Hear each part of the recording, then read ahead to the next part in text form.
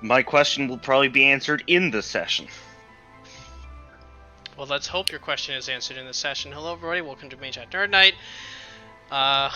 We are doing a bunch of stuff today. So, just to sort of bring everybody up to speed, the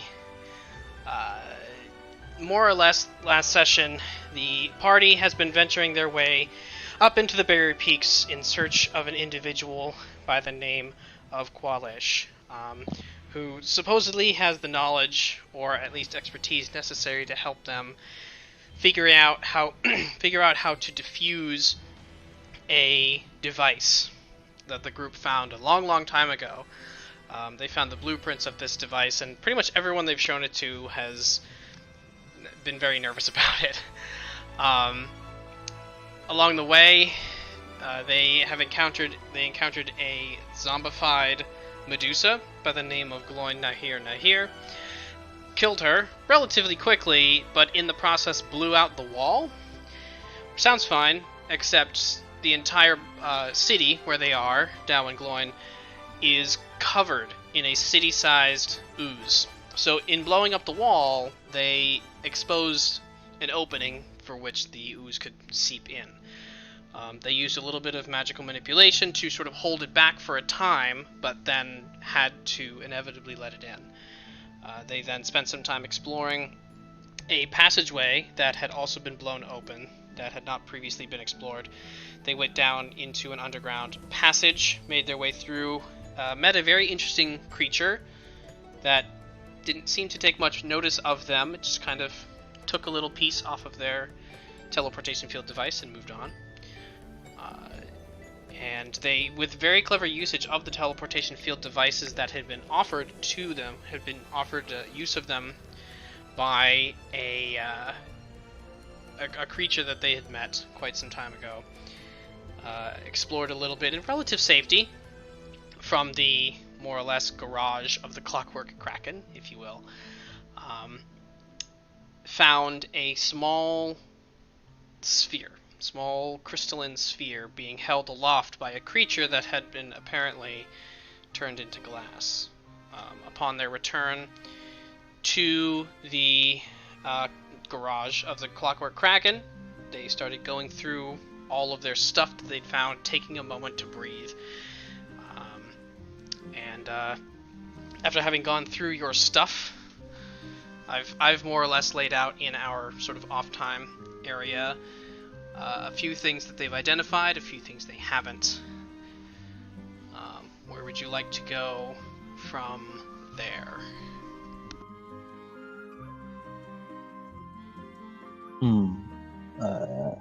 I want to know about those orbs. Which orbs? Probably let's know about orbs. I have a metal sphere with a gear and like a something coming out of it. I lost the exact spot. A gear and a cable, small silver sphere, and then also the glass orb. Okay, so a small metallic sphere. It's about maybe an inch in diameter. It doesn't have a gear. It has sort of like a gear impression on the side, but it's not actually like a physical turning gear. And there's a small metallic cable that comes out the back end that's about maybe 4 inches long. The front side of it has a small depression that you can see has either like a fitted piece of glass or some kind of a crystal of some kind. And you have the crystalline orb that you retrieved from underground. Correct. Which one of them would you like to explore first? The metal one. The metallic one. Okay. So all of you, after having taken your long rest, I remember, if I recall correctly, Efferil, you spent some time identifying stuff while the rest of everybody else was resting. Upon waking from I'm a your robot. rest... Don't need different campaign. Fuck. Yes, you're in the wrong... I'm a robot in 4 campaigns, for fuck's sake. Except this one. So, Dásos, you take a moment. I'm an elf. That's right. That's what I'm playing this time. Jesus Christ. Eladrin. Wrong yes. mindset. Yes. I mean, both don't need to sleep for a long time. Yeah, but that's the reason why I'm not sleeping in this campaign. Jesus. You Okay, so you sit down and you examine the orb. Briefly, this isn't going to change the outcome, but it might change the sort of manner in which the outcome's achieved. Go ahead and make an Arcana check, Dásos. Me? Yep. Alright. You're the one looking at it. D20 plus... Just give me 1, right? Yeah. 19. 19. Okay. As you're sort of working with this object, you... Excuse me. You, notice, as you sort of turn it over and look at it, whenever it is sort of facing in your direction, by facing I mean the cable away from you and the sort of crystalline... I don't want to call it a lens, because that's not correct, but the sort of crystalline front surface faces you, there's a very slight glow. And hang on, I have to just double check something here in this book. Blah blah blah. Okay. And after a moment of sort of just rolling it back and forth, and you're just holding it in your hand, kind of showing it to the group, it twitches slightly. And you kind of look at it a little bit closer, and then you hear a voice. All of you hear this actually, like, audibly. You hear, "Oh, hello." Hello. So, Who was that? am I going, Tracy, or did that, whatever that is, talk? Sphere, see if I Well, can... I can't answer that, but maybe. Wait, what? Little. Is anyone else hearing the sphere? You look Is at this anyone else little- hearing this ball? You look at the little sphere, and you notice two small, like, pincers start to raise it up off of the palm of your hand. Okay, so is this thing alive? Does anyone know? Maybe? I think we're trying to figure that You out. had a question there, Dásos? I was gonna ask it, like, you know, hello? What are you? What are you? We are Silgrin. Sogrin. We. I would be so freaked out right now if we hadn't met the liquefied... I think that the liquefied Kanku was a breaking point. If you didn't I have like a liquefied Kenku I within don't 10 care. feet Like, of you, the Bone Devil was gross, the brains in the jars were, like, a lot. The liquefied Kanku, like, I don't care, you know? You can give me whatever. you've given up. Yeah, I don't care. Is that a species name? Or your name? I don't know. What was its name again? Or the, Sogrin. what was the thing that it said?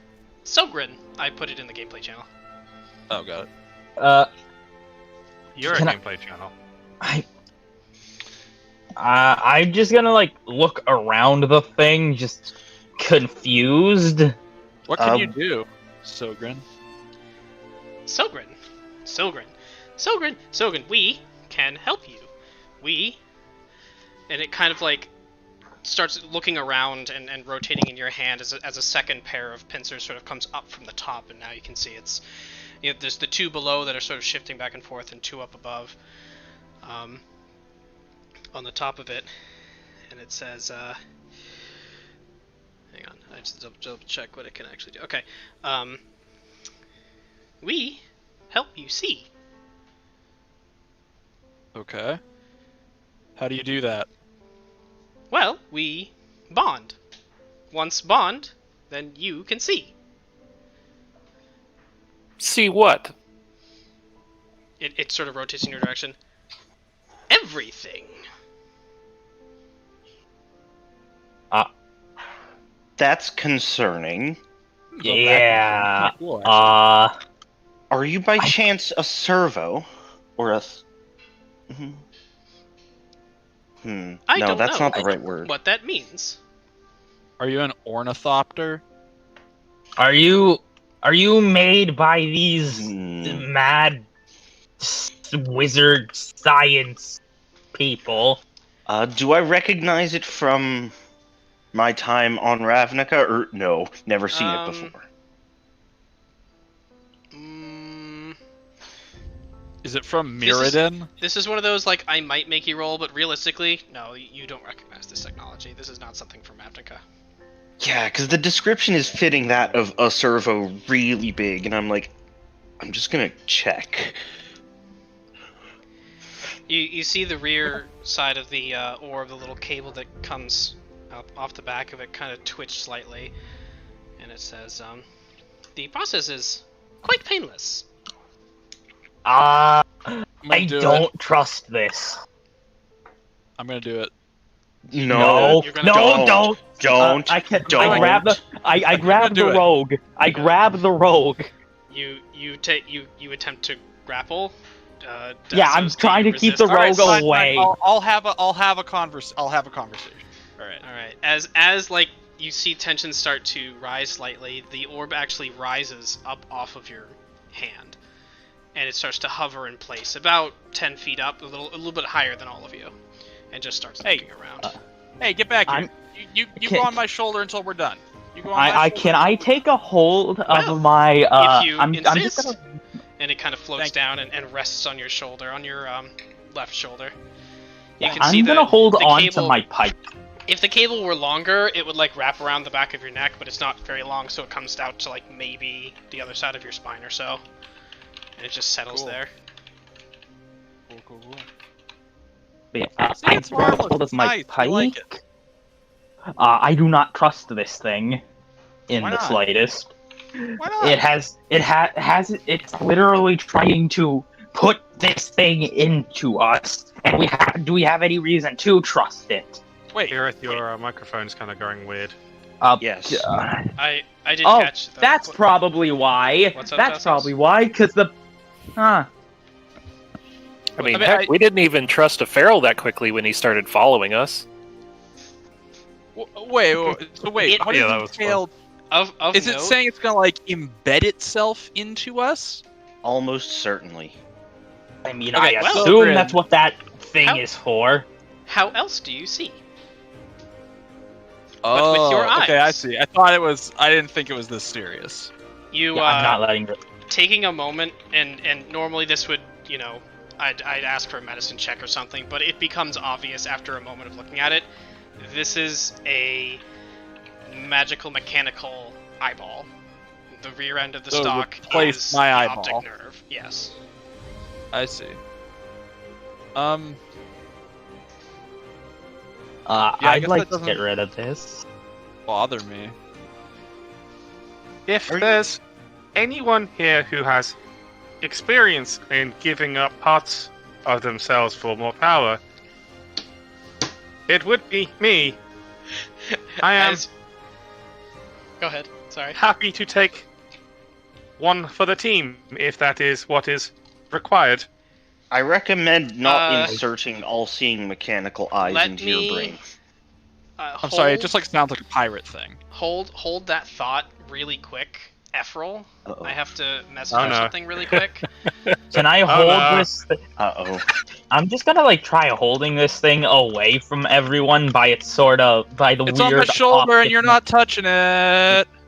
This thing is obviously of some sort of danger to us. I'm surprised you're even letting that thing on your shoulder. Well, duh, it's going to replace one of our eyeballs. It's going to cause permanent bodily harm to us. Like an eye patch. That, See, that- it that- works. That way she that's can a be the cosmetic pirate. cover for fucking your own eye up. No. An eye patch doesn't embed itself into you. I don't think. What type of eye patches are you wearing? I've seen some weird stuff out here. Eye patch, +5 to boat. It just Boat. so far the only permanent change I've had is losing part of my memory, part of my brain, to that weird cat thing. And I'm just not that. Whatever. I'm not saying I have to do it right now. I'm saying I'm holding on to this thing, and see where things go. So as you, let's see. Correct. Suppose- You okay. will see where things go. As Mhm. Efferil, as you say this, it sort of turns to you. It has advantage on this. Uh-oh. Let's see. Oh no. Oh, no. Yeah, that's a 24. So, yeah. Oh no. It looks over to you, and it you see it like almost it like looks you up and down, and it says, "I don't think that would work."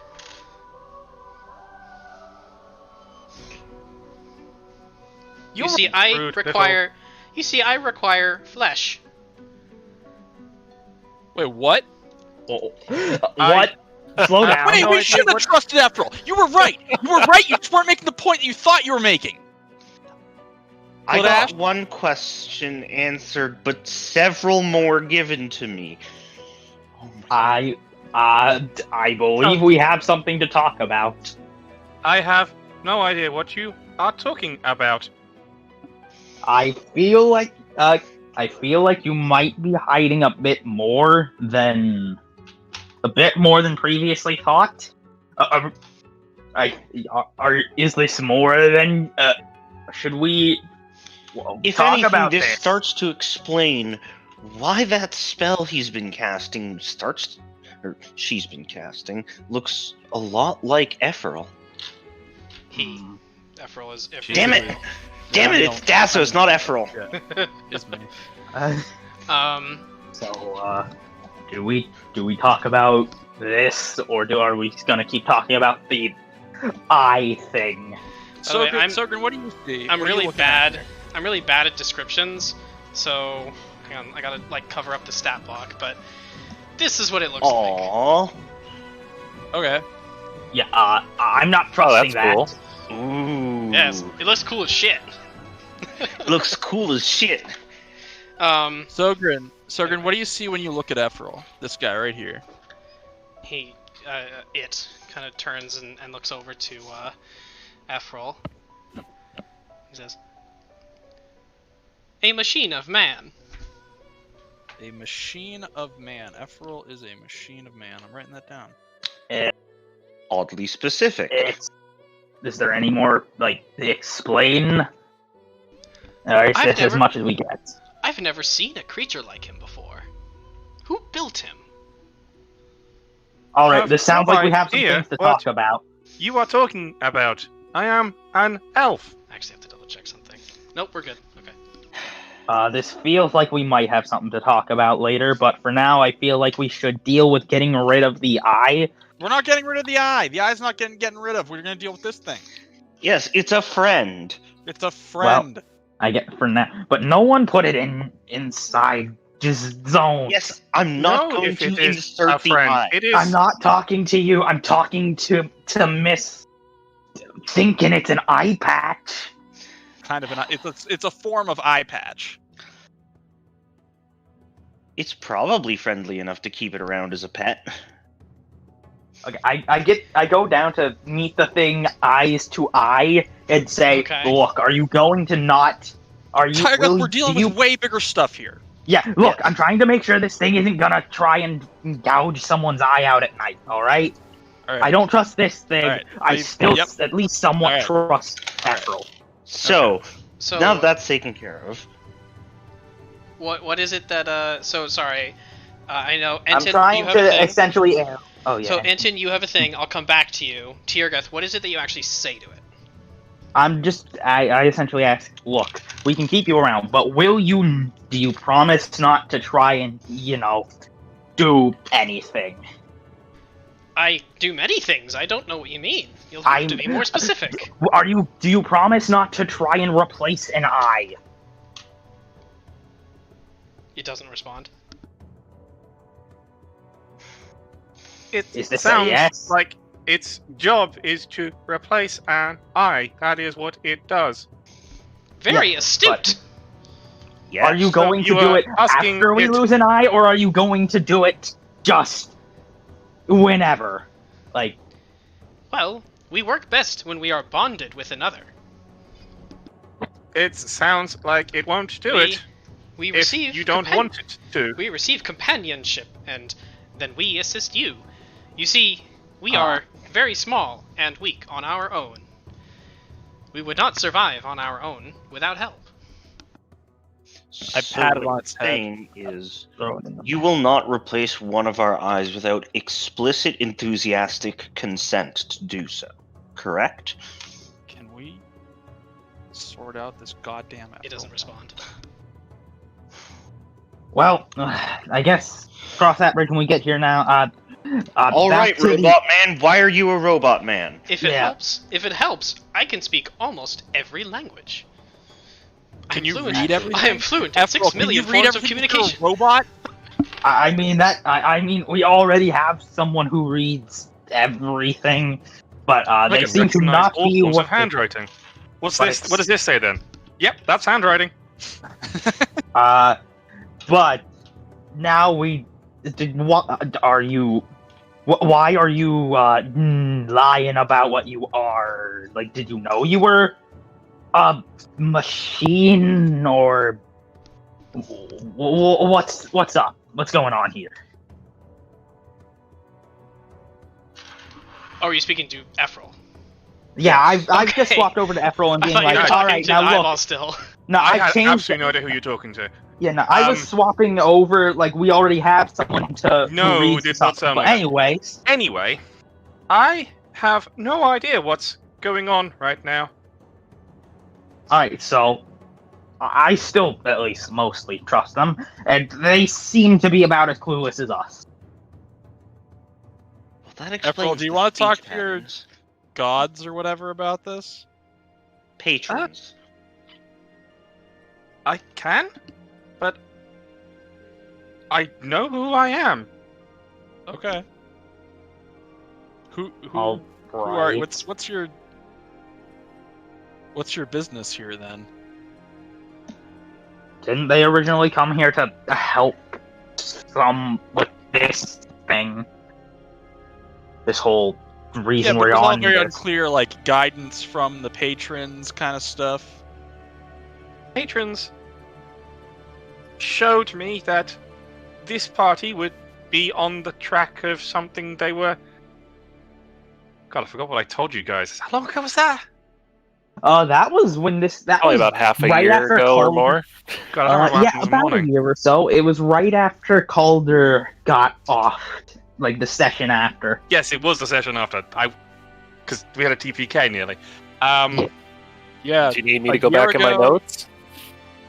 on February 24th, we had you were in Efferil was in the party, so that's a full year ago. You don't God. have notes. Yes, it's the year anniversary of us having done a super. Yeah, I don't have the notes from the session that you guys first started in, but 1 year ago. Oh my god, I have a little sign that says not Calder because he's dead. If it helps, I recall that Efferil was given the physical description in the form of an image, a mental image of Kledash, and was told that he needed help in order to maintain Harmony. Yeah. balance. Now I and remember. harmony. Yeah. Yeah, I remember. I was only ever shown Kledash. That's right. And everyone else And is it just just along for the happened. ride. Yeah. Just happened you stumbled into a group. Yes. The important one here is Tiny Dragon Man. Yes. So I was shown the image of Kledash. Didn't know his name. Didn't know where he was. Just was tasked with finding him. And then I found him. Where did you come from? I was traveling the lands for a long time. Actually, that is, I mean, it could make sense if they. Our lands are afraid- the ethereal lands. What? I Never am mind. equally as confused. Explain. I was exploring the lands, the world, for the name of the world. What world are we in? The Flyness. Greyhawk. The Flyness Greyhawk. is the name. Flyness. The Flyness is the name of the continent. That. Ah. I was exploring that. Says the name in the since it says the words in the sky. I see. My memory is a little fuzzy, but I did get into a lot of combats. I got hit a few times. Yeah, that could. And that- percussive that could make maintenance is some always a solution. sense. I mean, I still well and wholly trust him enough to keep him along. I mean, that's just a sus description, and I'm curious if there's anything more behind it. And as far as I can tell, we're not getting anything more from him. Not yet. Anyone else have any ideas? Honestly, I have nothing. I mean, it's got to be something with this orb that we found a long time ago. I mean, the minute I handed the pieces to Efferil, he assembled it without even thinking. So he's the tied orb? into all this somehow. The cube. The You orb? mean. Oh, the cube. The cube. Brought the Yes. thing. Sorry. Yes. We have an orb now, right? The shape. Do we have an orb? We were mentioning an orb several times during off time. I know. These magic orbs. These ones we just got. The Look, cubes you are really need to something get some balls. I mean, Don't I have one following me now? It gives me an extra attunement slot. oh yeah, we have so many that's right. orbs now. You have Yeah. the Orb of Attunement. So technically, I Wait, have one very visible ball. So, wait, I'm sorry. Well- So, he used an attunement slot to get an attunement slot, right? Yep. An extra attunement. It's the Orb of Attunement. Yes. So, did you. Attunement Oh, required. because everyone was laughing when it happened, and I didn't actually know what attuning meant. So, that's Okay, it. so Right? attuning, attuning is when you like put a part of you.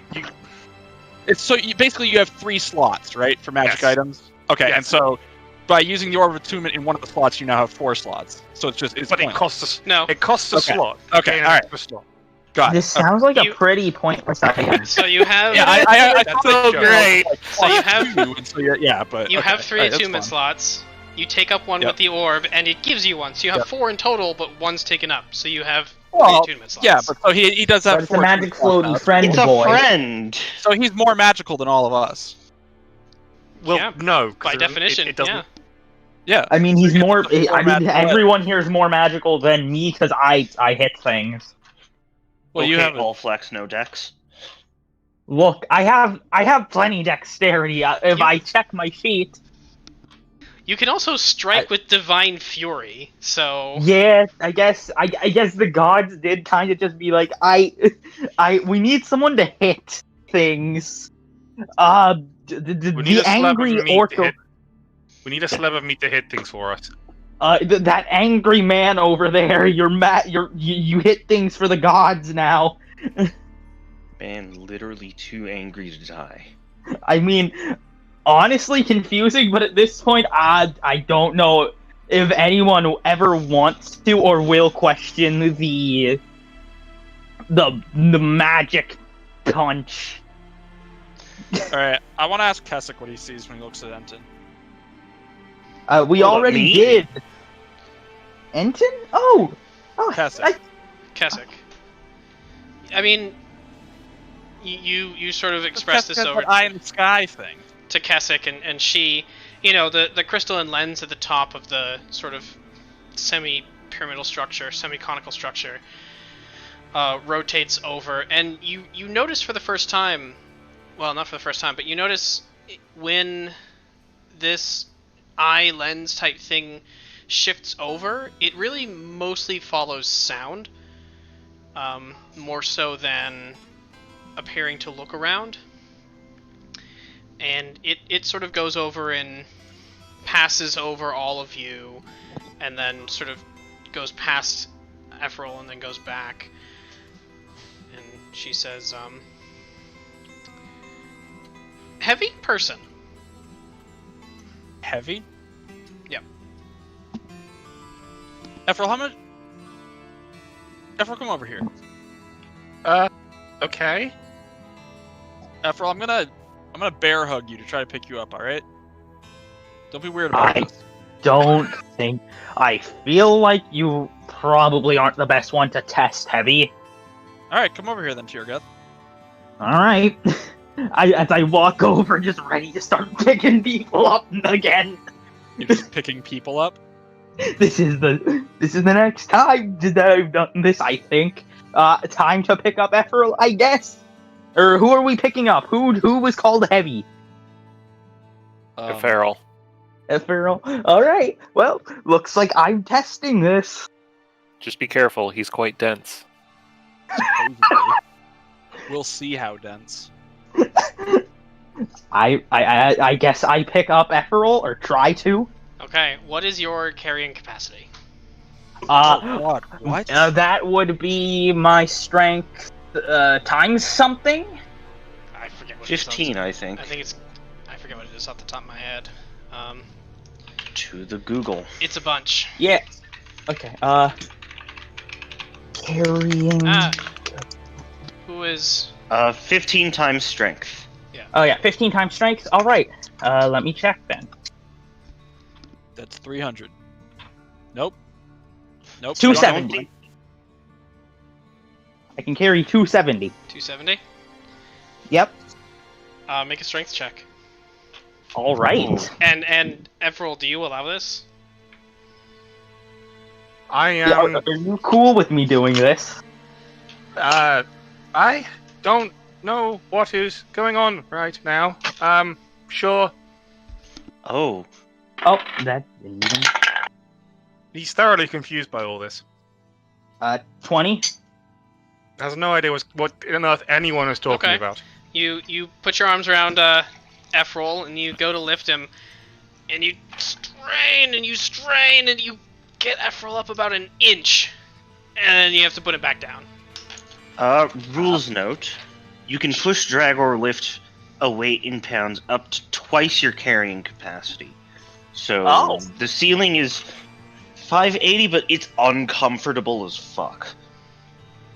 You also do know double that my I am carrying unnatural. capacity Oh, that's is right. 540. I mean, he lifts, but it's basically like, if you lift something that's over your carrying capacity, you're basically like carrying a statue or a horse. Yeah.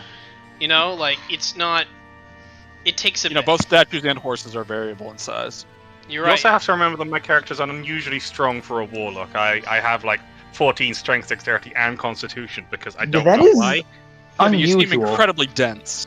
Yeah. So, but yeah, you go to lift him, and it's.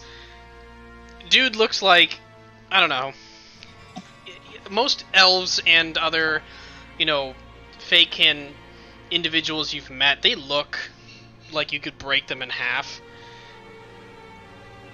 This is like lifting a boulder.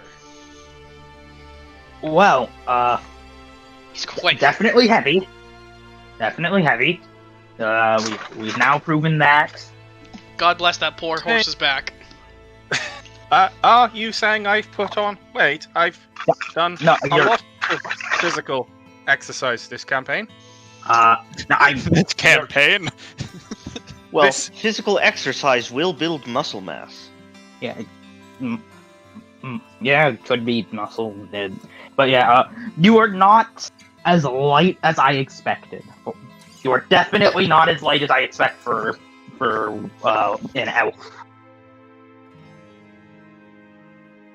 A strong and hardy elf. Always have been. I mean, I trust him. We'll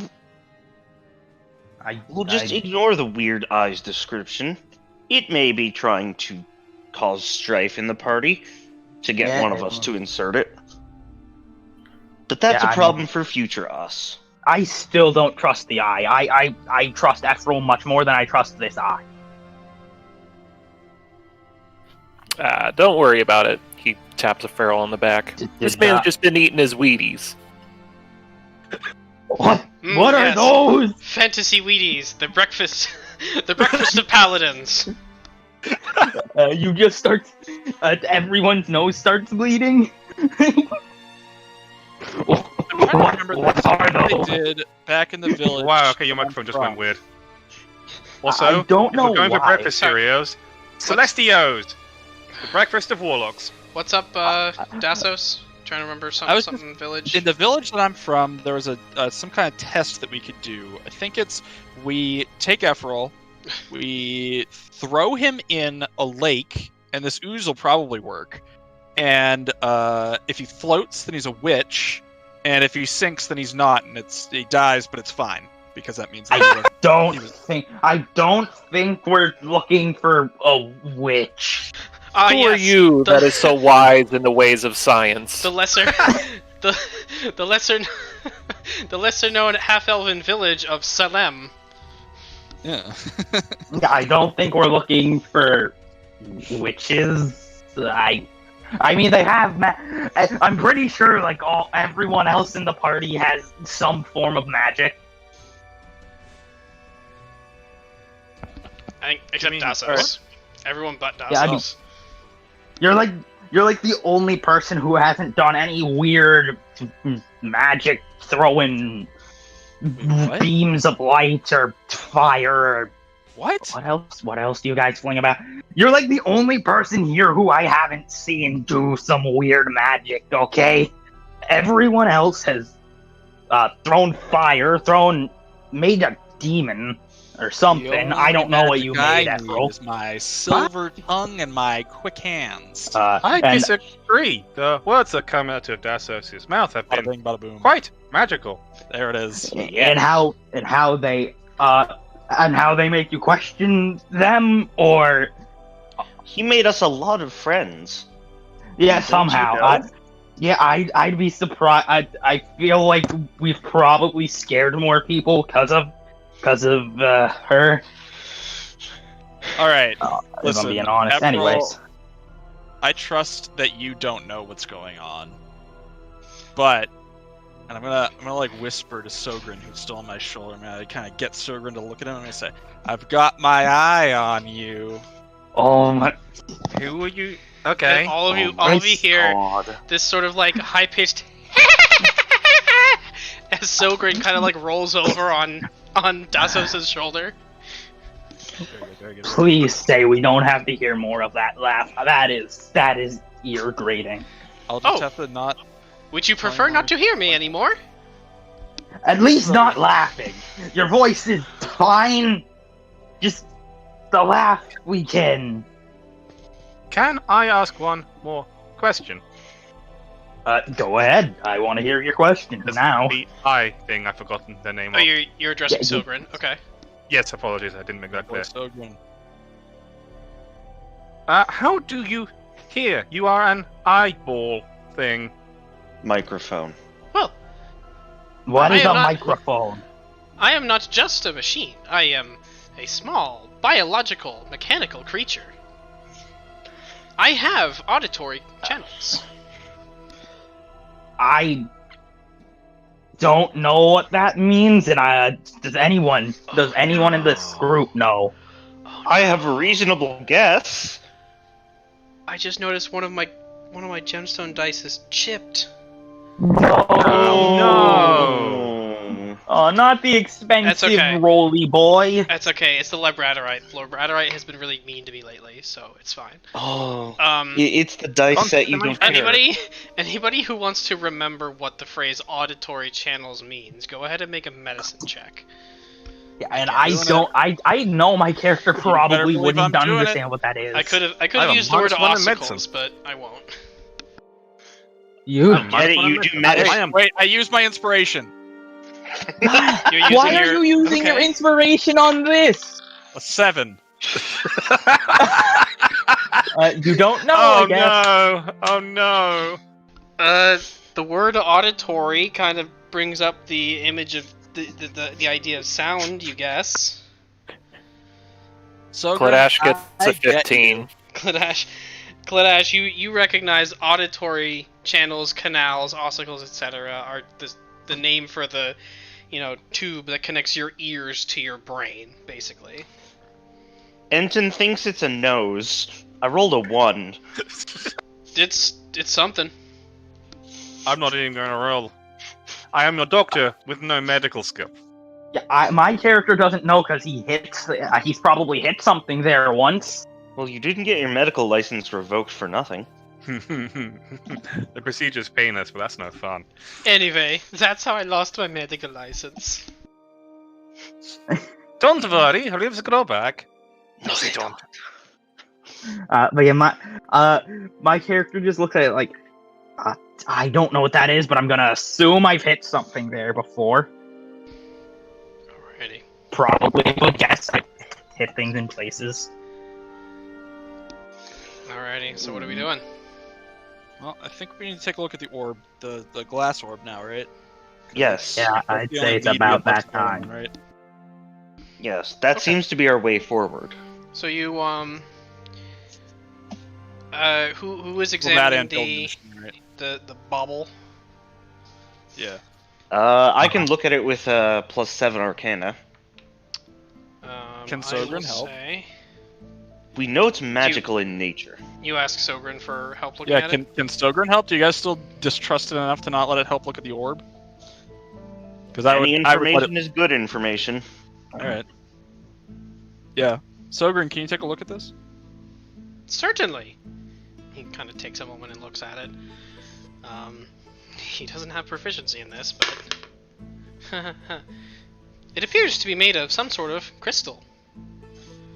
Thank you, Sogren. It's very finely made. You notice as it mentions, there are no imperfections in this glass sphere, glass, crystalline, whatever it's made out of. There are no fractures. There's no like flat cuts. It is almost a perfect smooth sphere.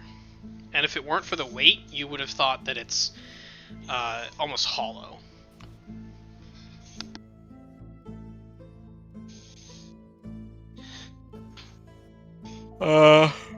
Okay. Well, so Enten's gonna take a stab at it, right? Yeah, I Sure. have had personal experience with interdimensional travel. Okay, yeah, Would like you can some go ahead. Assistant with this. You can go ahead and make an Arcana check. Who has looked at? Remind me. I'm pretty sure Kledash has looked at the plans that you found in the workshop upstairs. Oh, of course I have. I think you have. Has anybody else looked at those plans? I glanced at them. I haven't gone through them. Okay. Yeah. So we're talking about the Kledash- ones from the orb Those or plans weren't cube. Part of the, Cube. list No, of loot you gave us. not the so- ones you found. Not the one you found in the prison way back. The one you found.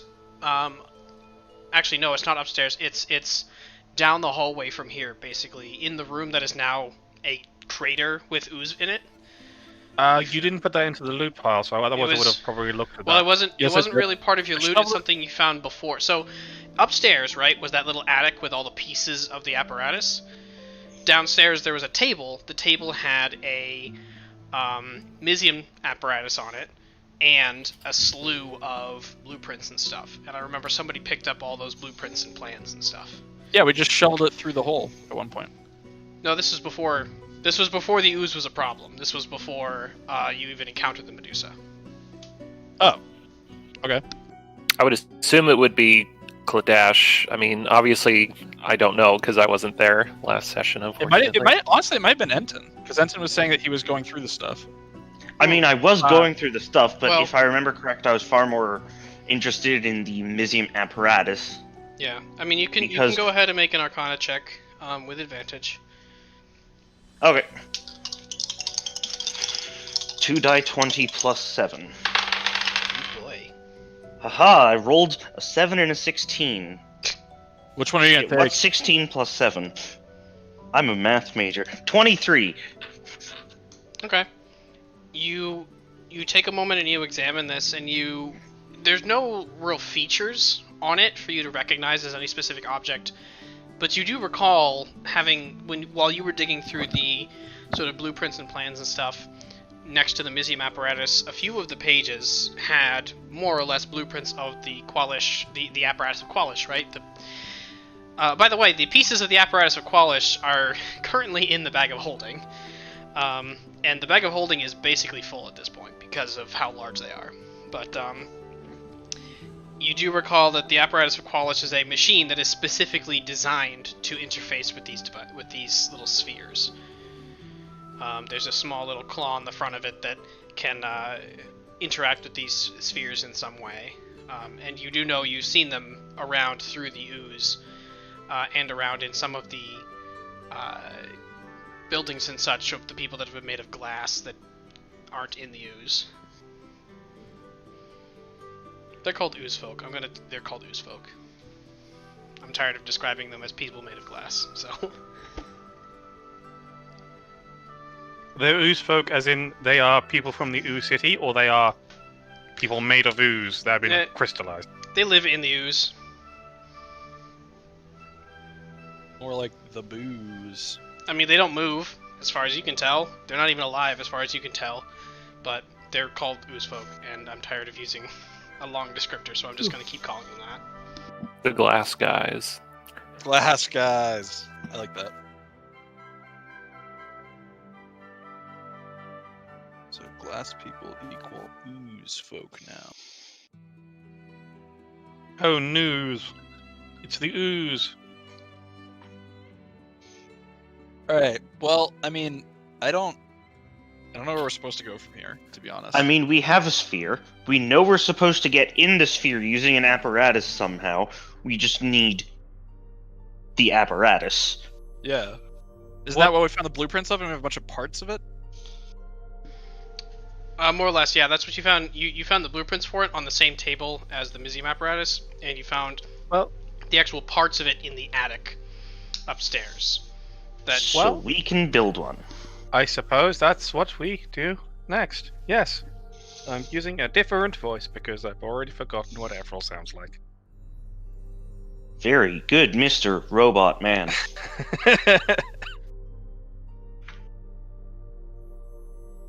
Just think of Star Trek. Remember? Well, how can I help you guys build it? Let's see. Hang on. Where is the apparatus? Blah, blah, blah. I accidentally flipped back to the monastery of the distressed soul, of the distressed body, and I was like, what? No. Well, this is the wrong apparatus. I was doing William Shatner for this, that's right. Alrighty. Okay, so if you'd like to build it, Keswick kind of directs you to a space. It's down the same hallway that you went down originally to get to the space, but there's there's a, you know those like roll top doors that open like a garage door type thing? Yeah. You know, so on one side of the hallway that rolls open to reveal a moderately sized, what would be a workshop. You can see there's, tools strewn about here and there, but it's almost entirely empty. There's a huge space in the middle of the room. And you can see there are gouge marks in the floor, and pieces of broken metal, and twists, some material you don't recognize. There are these weird little black, sort of like rings, all over the floor. And she says, build here. First built here. Probably need build here. Did Kwalish build here? Think? Maybe. Thank you. Keswick, what do you think of this eye thing? She thinks for a moment, trying to come up with the right words. She says, actually, or would she know? I don't think she would know anything about this. She says, don't know. First time seeing this thing. Thanks, Keswick.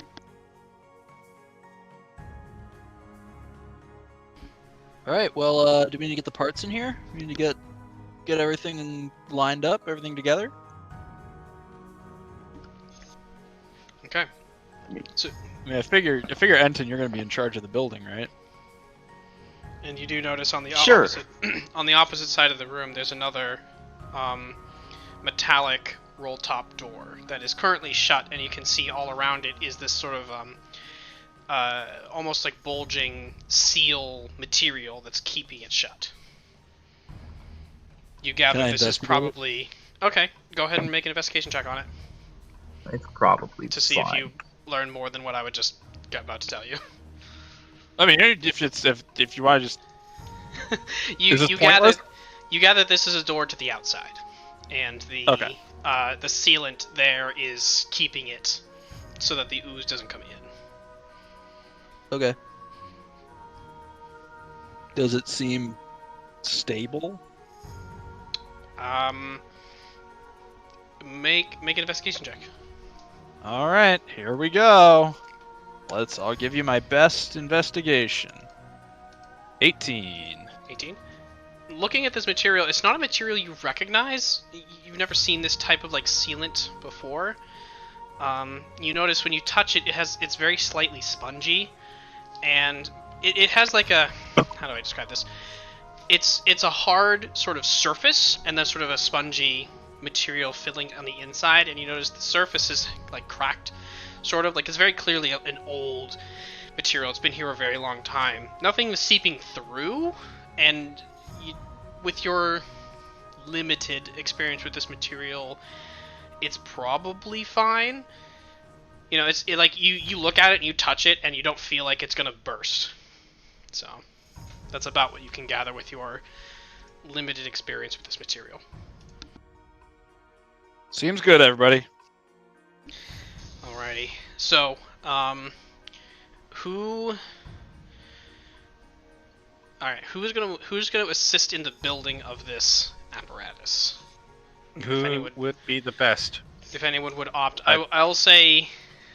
Is Just- anyone actually smart? With the amount of I'm stuff that needs to be smart. done, I will say a maximum of 3 out of the 5 of you can assist, and one of those 3 you're going to be taking point.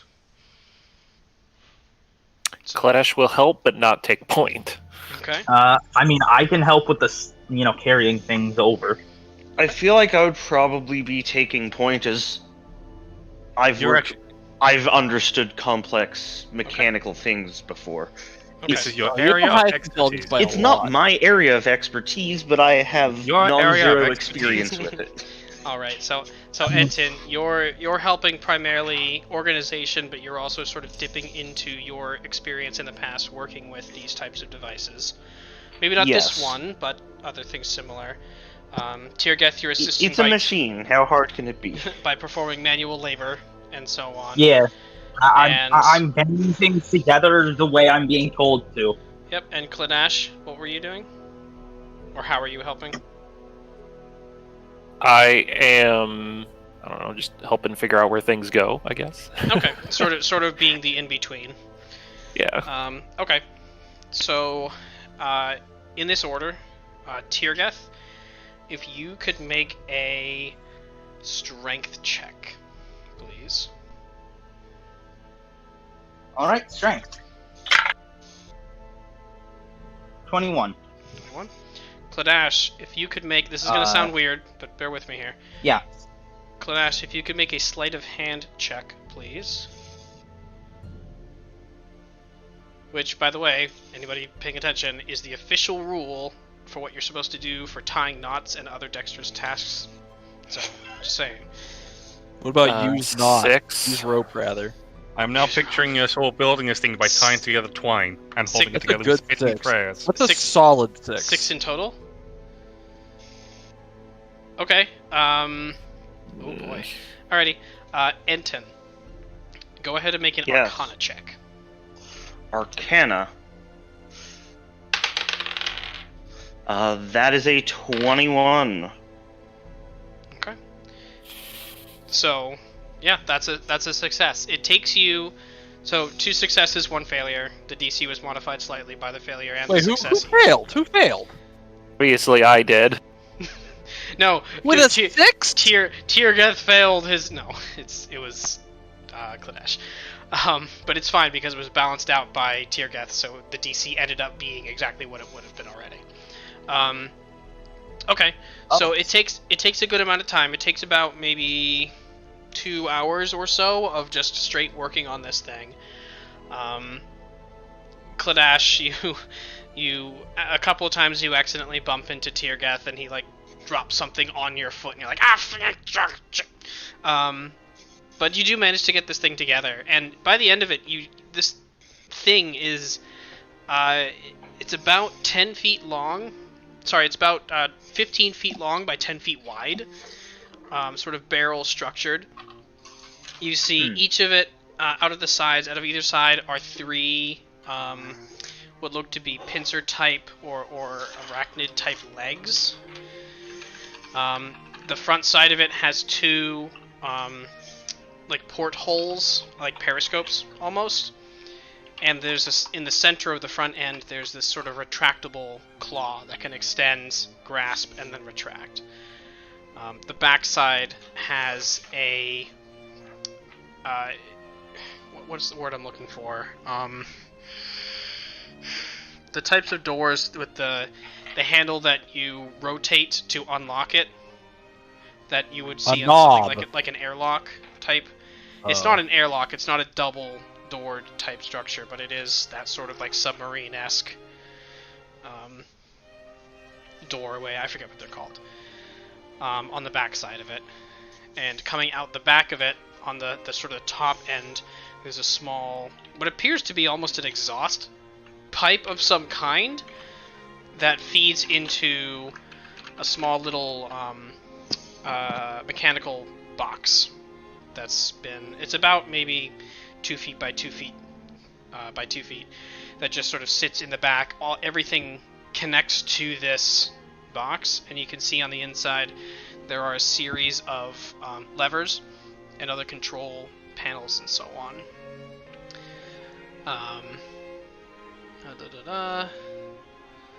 Okay. And with the apparatus complete, I actually have to take a quick break because I need to go get food. So I'll be right back. I'm not getting I'm food gonna get before the some session started, applesauce. honestly. I wasn't actually prepared to take an actual break. As the session Otherwise, started. I would have like a break card, but I don't. So let me shill. Let me see. Let me shill some homebrew that I like. I just wish you would give me money. Deck of many, give me money. Humblewood is awesome. Anyway, I'll be back in a little bit. I'm taking off my headset, so see you guys in a second. It's Alright, a I'm gonna take a bird. break too. I'll be right back. Great, now they're gone. Let's sponsor over it. Let's talk about all the copyright material we can. Yeah. How about let's talk all about Hasbro. Let's talk about I want you guys to everything sing some Hasbro's covers. made. What? Oh, cover songs. Oh, I've got plenty. That's my entire YouTube. My entire YouTube channel is copyright infringement. Don't get me started. I can't wait for Ember to come back, listen to what we did during break, and just get really, really confused and concerned. Hopefully he doesn't have his Hopefully he's not implant monetized. wirelessly connected to the computer so he can still hear us, even though his headphones are off. Yeah, That would be the 4 million IQ play. For those watching and Hopefully- don't know this, Ember is literally a cyborg. He has a Hearing aid. cochlear ear implant. It's cool. Cochlear. Anyone who says that it isn't cool Oh, is we just are a aware of it, nerd. don't worry. He didn't tell me he was deaf until, like, I don't know, like, 3 years ago? I mean, He just, like, never brought it up. I can So just that's imagine the just really conversation interesting. of, "Hey bro, what's that on your ear?" "Oh, that's my ear." "Wait, what?" "Yeah, I'm deaf in this ear." Yeah, Weird. it was, like, very, very similar to that.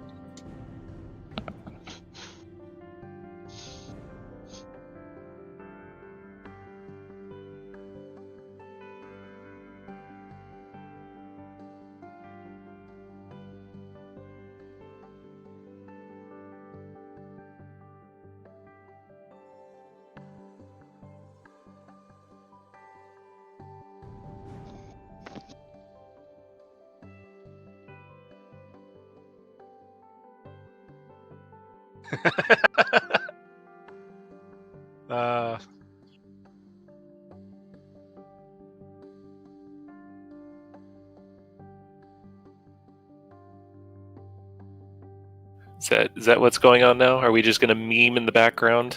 Let the audience just become completely confused? I mean, is the audience not already confused? I mean, have we not? If we haven't confused them already, then I think we've done something wrong. So, yeah.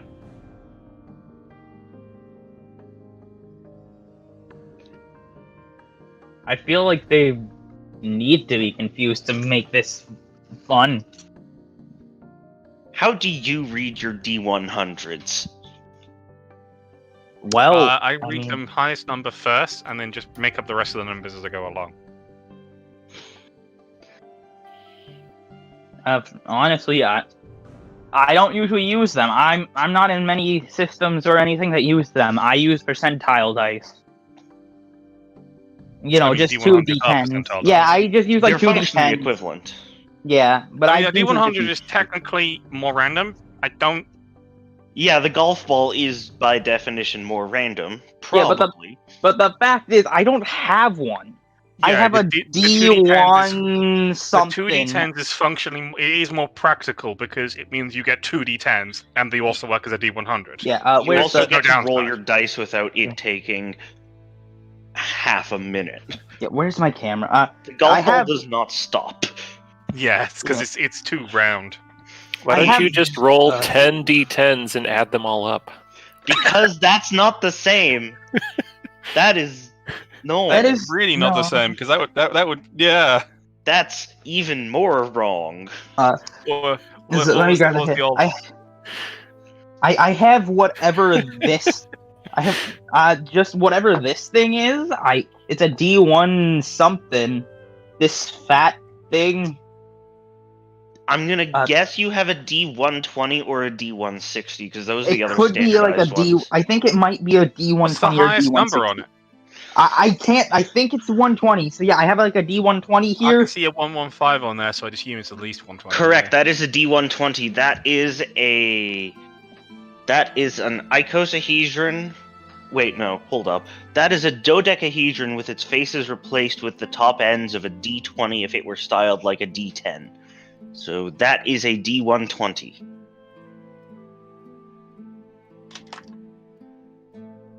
Also, God, that number for that first one in the 115 is tiny. The nature of it being a triangle. They have to print it, remember? Yeah, but just print it vertically. Yeah, but they need enough time. They need enough space on the side of the one to make it not immediately break on the side of the dice and therefore damage it and make it roll worse. What system uses a D120? I don't know. It's just here just none of it's them. neat. It's just there for. You don't do those for D&D. God damn it! I do those for fun. Not every dice is related to role playing, you know, Enten. Is this one related to anything though? I think it's just a generic, dice. Yes. No, it's. I mean, you can use a D120 as a D12, a D10, a D4, a D6, a D3, a D20. You can technically have that as your entire dice bag. Well, you shouldn't, but you can. Yeah, I don't want to replace my dice. I like having all these dice. That's a great BRB screen, yeah. Oh god, have you guys seen the news? There's been some G5 spoilers. Oh, I've already heard. There's supposed to be some stuff coming at the earnings call on the 25th. I'm already but some of the merchandise has already been leaked, so we've now got some character designs and I haven't seen these, and I want to see. Yeah, okay, I need to get in on that too. There's a bunch of information in the spoiler channel on main chat. There's also a post on Equestria Daily, which is where we're getting our information from. You know, I'm probably gonna. I'm just gonna search G5 spoilers so I don't. Because I don't. Don't think that's a good idea. You can literally just go to the top page of the Equestria Daily website and you'll find it. Or go to the spoiler channel and main chat, because everyone here is in main chat, aside from Dásos.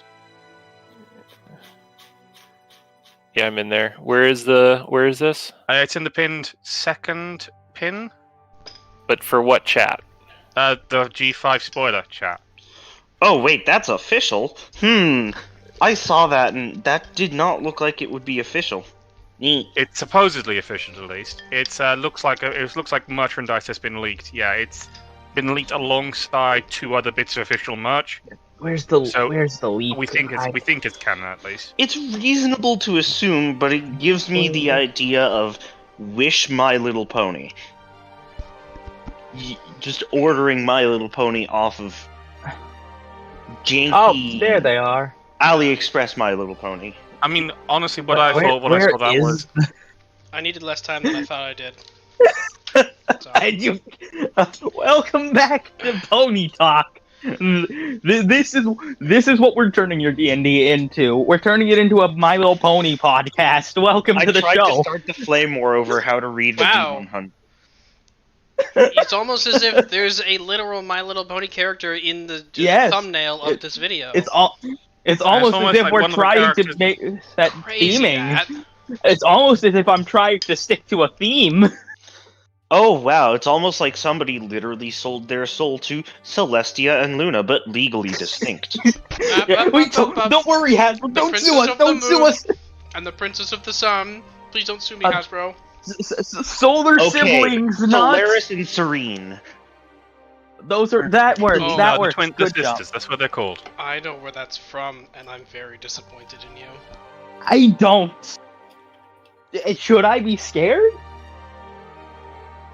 Should I be concerned? I have no idea. I'll ask you later. Alright. Anyway. Back to game. Back to D&D. So you finished... Ponies are way more important. The podcast can wait till later. Yes. Come back later. I'll make a podcast on my channel. Come back later, and you can listen to Talks Machina, main chat talking discussion. Fuck. Main chat after hours. We need a rebrand. The name isn't as snappy. Anyway, so you guys finish up building the apparatus over the 2 hours or so. And Efferil and Dásos, are you guys doing anything in particular? Yeah, whilst they're doing that, I'm going to look through. I'm going to investigate more of the stuff that's in the pile. Yeah. So you're doing what? Investigating more stuff in the pile. Okay. What is it that you're looking at? Stuff. I guess we'll do it after session because we could have asked other times. For 2 hours, the group spends the whole time talking about magical horses. I don't want to look it up. Yeah. That's more important than D&D, right? Just talking about magical horses. Yeah. Okay. Okay. So we'll look at that in a second. Alrighty. Dásos, are you doing anything in particular during this 2 hour sort of rest time? Potentially. Can I have both magical scimitars? I have to ask the party that. Because I currently have one, I'm attuned to it. I can dual wield, and there is a second magical scimitar on the table now. Which one do you? Oh, right, from I have the Medusa one right now, and we just I don't think any of us else uses those, so yeah. Tyorrgeth, I'm fine with my pike. It's almost like it was made for you. Woohoo! It's almost as if it was made for the rogue. I mean, having said all this, I don't actually know what magic items everyone has got. Tyorrgeth, you only have you have those 4 spears, but those are limited use. We gave him that sword too. I don't think he ever attuned to it, but we gave him a sword. Yeah, he did. Lightning bolt. Yeah, you have the the sword of lightning bolt is the one we just got. I was going to ask who gets that because I don't know who. The one that we got at the same time as the Medusa sword. I forget. Oh no, you got the sword of lightning bolt. That's right. That's the one we're talking about. You have the polymorph blade. Oh right. Yep. Oh yeah, I can turn things I don't think into you ever things. attuned to it. I believe I don't know if it's. I mean, I might attune to that next rest.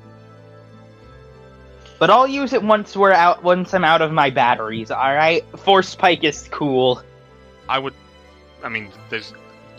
Both. Yeah, I'll attune to it. I'm just gonna wait to use it until I'm out of batteries. We need, yeah, fair enough. Yeah, we should save the batteries, huh? Yeah, I guess. Find something else that requires power. Yeah, I guess it's time to start saving the batteries. Are we still on long rest? No, we are spending 2 hours. You guys are working. I don't know what Dásos is doing. How long does it take to attune? I might attune to 2 hours. another takes- thing. build. It takes 1 hour to attune to an item. Building the apparatus of Kwalish was roughly a 2-hour endeavor. Okay. Well, next time we take any sort of rest, I'll attune to that. Well, okay, so I'm going to attune to the lightning sword, so I have both scimitars now. Nice. The Voltage Scimitar. Oh, that's what it's called. Okay. So he has You've two got lightning fancy and scimitars. stoning. Yep. Perfect. And I've just got a rod that I've had since the start of the campaign.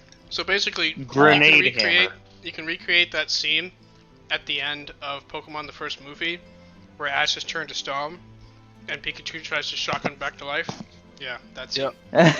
it's real sad. It Pikachu only cries. works if I turn someone into a rat. That I reminds need me to of a really turn. fun fact, actually. It's that Pokemon were meant to fight, but not like this. What?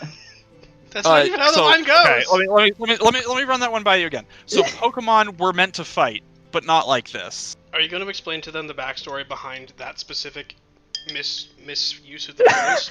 So I had these friends who had a band. They were in an indie band in high school.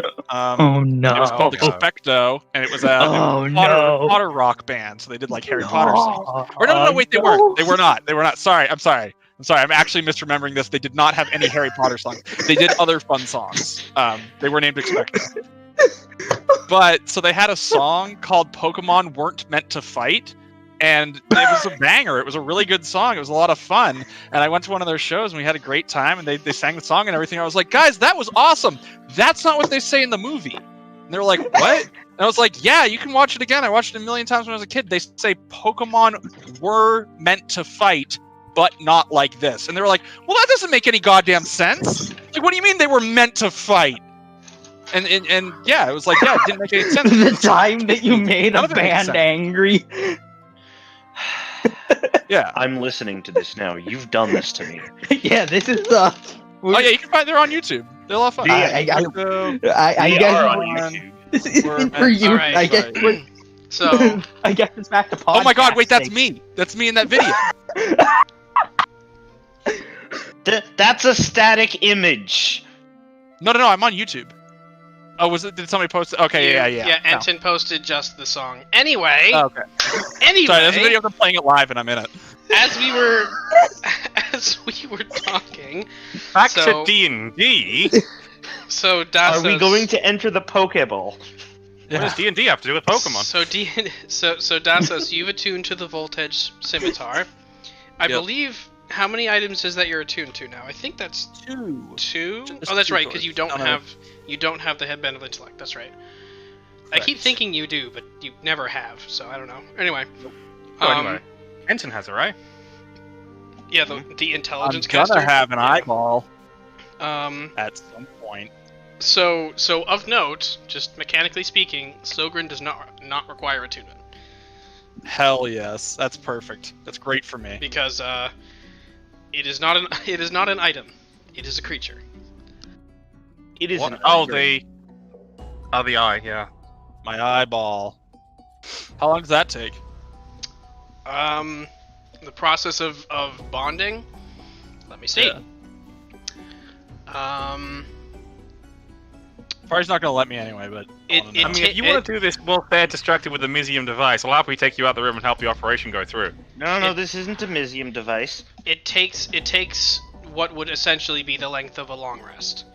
Are you In serious? which you can be sleeping at the time, but it takes a few hours to properly complete.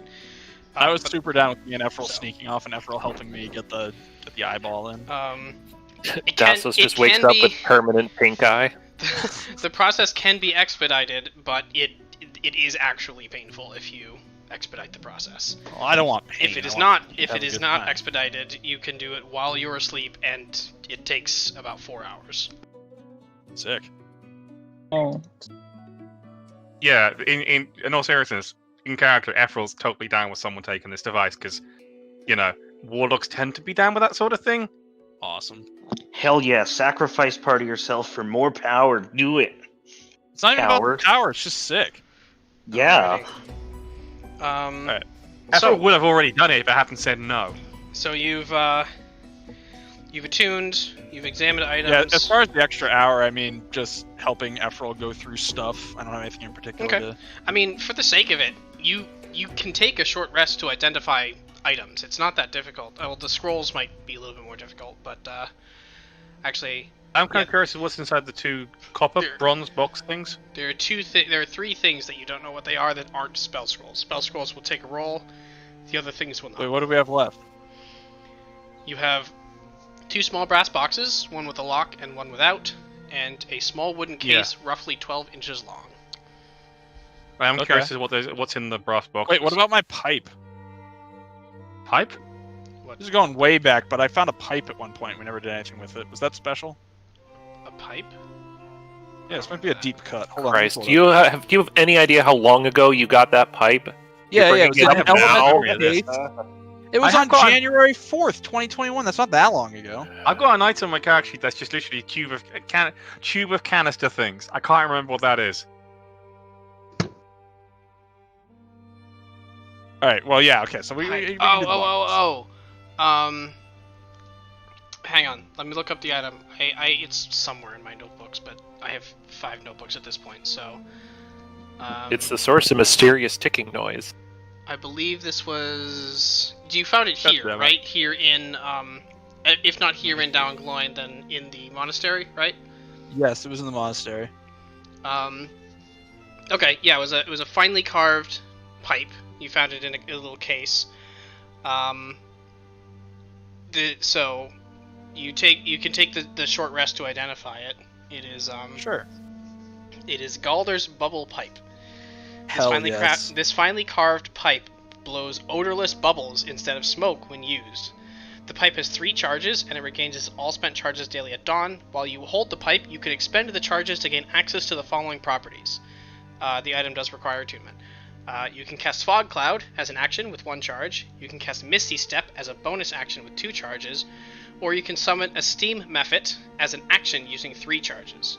The Mephit is friendly to you, obeys your verbal commands, and acts on its own turn and initiative. It disappears in a harmless puff of steam after 1 minute, or if it ends its turn more than 60 feet from the pipe.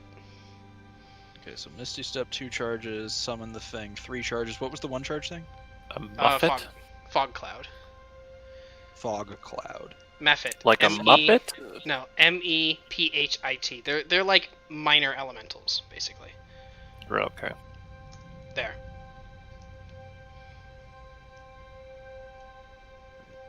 Three charges, and then I've put that in the Monday channel. Is 1 charge. Okay, cool. And then I don't have time to identify anything else, right? No, that would be, yeah, it takes a short rest, 1 to each, so 1 to attune to the scimitar, and 1 to identify the pipe. Got it. Alright. Efferil, Well, was there anything you wanted to look at? We'll say you can look at one of the scrolls, and we'll do that. I was curious about the 2 the copper box things that you mentioned like 3 times. Okay, so one of them doesn't have a lock, and it just opens. And inside, hang on. Inside the unlocked box, you see there's a very large collection of gemstones. You can see rubies, emeralds. There are a few diamonds in there, but you have roughly the box itself is about maybe 8 inches by 8 inches by 4 inches, so it's not incredibly large, but gemstones are small. So you have basically a box filled with gemstones of various values and types. How much value specifically of diamond? I'll give you a full list, but briefly, I'll just give you the values of 3 at random. There's a one. I want the diamond specifically. So there are 2 100 GP value diamonds and 1 300 GP value diamonds. There are other larger ones, but this isn't quite your area of expertise, so you might need to either bring them to somebody to determine their value or attempt to use them in a spell and hope. The only reason why I asked is because I have the Revivify spell, diamonds worth 300 GP, which a spell consumes as a component. So now I have diamonds for at least 1 use of Revivify. That's one of those so far, but there are tons of gemstones, and it will actually take you quite some time to go through all of them. So I still have that giant box of coins and no idea how many they're like, what it is. Actually, I'm pretty sure you went over that already. No. You, Nope. What giant box? You mean It the was. coin box of holding? Yeah. Yeah, but you told me it was going to take hours and hours and hours to count them all. Hold on. I don't think there was a Oh, he told you how much it was, but he told you that it was in very small denominations. So actually, you are correct there. Yeah, so you've already counted it. It just at the time took a long time to do. Because you took all the pouches, right? You took the pouches out of the hallway. And there were tons of small little pouches that all had like 3 or 4 copper pieces in them. I thought they all had specifically 1 in them. That's right. They all had one. Yes. That's right, but there were like hundreds of them. I think this may have happened more than once. Probably. Whatever. Either way, we'll deal with that during the off time. And then the other box. Yeah, I've very much given up on keeping track of gems and coins in this. As long as you know what container they're in, I'll remember what they are. There is a locked box as well, which you go to open it and it's locked. I proffer this to Dásos whilst they have an hour spare. I don't have an hour spare anymore. Oh yeah, you were researching things. I can give it a shot at the end, right? Just like try to open the lock, or is that going to take too long? Well, between I mean, you attuning. How long? You can no at the end of the 2-hour period. Yeah, when everyone's done doing everything. Yeah, you can attempt to unlock it. Make a Thieves Tools check. All to right, attempt to unlock if it. you're sure. I'm about to show you up. Oh, I am. Here it comes. Okay. Thieves Tools +6. Didn't. There it is. Oh, eat it, loser! What? What did you do? Look at that. You rolled a natural 20. Thought you could keep me out of that. You idiot. Do you know what the You, DC? there's no lock I can't. Do you know what the DC to unlock that box was? 21. 4. 15. Eat it, loser. So you rolled a So 26. Stupid. So Efferil, you hand this to Dásos, and she's like, "Yeah, all right," and takes out her Thieves Tools and just instantly unlocks it. Hello, welcome I back. hand it back Doesn't and even say, bother "Don't with, waste doesn't my even bother with a fucking thieves tool. Just time." literally thumps it once and goes "Ay" as the box opens. Like lockpicking lawyer just hits it with a hammer. It's not going for funds, but all right.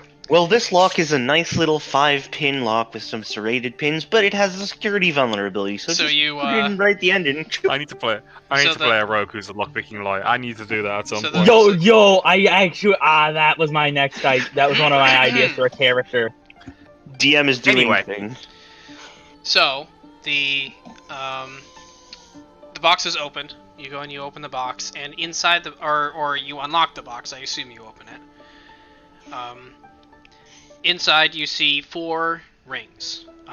There are 2 mostly plain, what appear to be golden rings.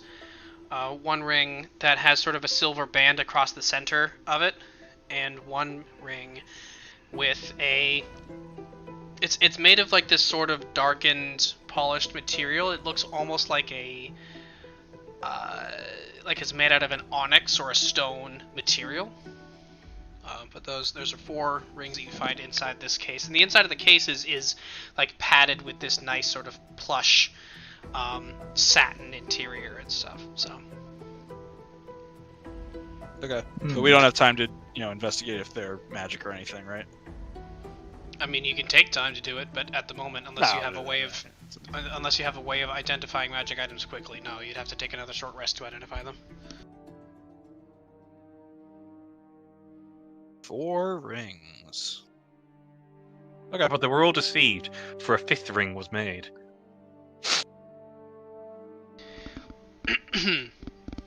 Yes. I So, believe that. Oh, I guess we are doing Lord of the Rings now. No. Alrighty. So, with all that sort of taken care of, what is the plan? You have the apparatus in front of you. It's the body is resting on the floor. The 6 legs of it coming out the sides, sort of not powered or not raised up at all. But it appears intact, and it all appears at least sealed.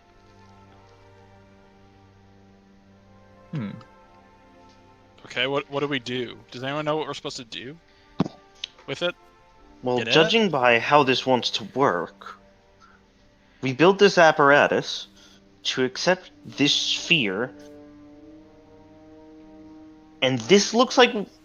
It feels like it's opening up some interdimensional portal to allow us access to inside the sphere, or at least that's what I could gather. Does that sound right? From what we know about these things?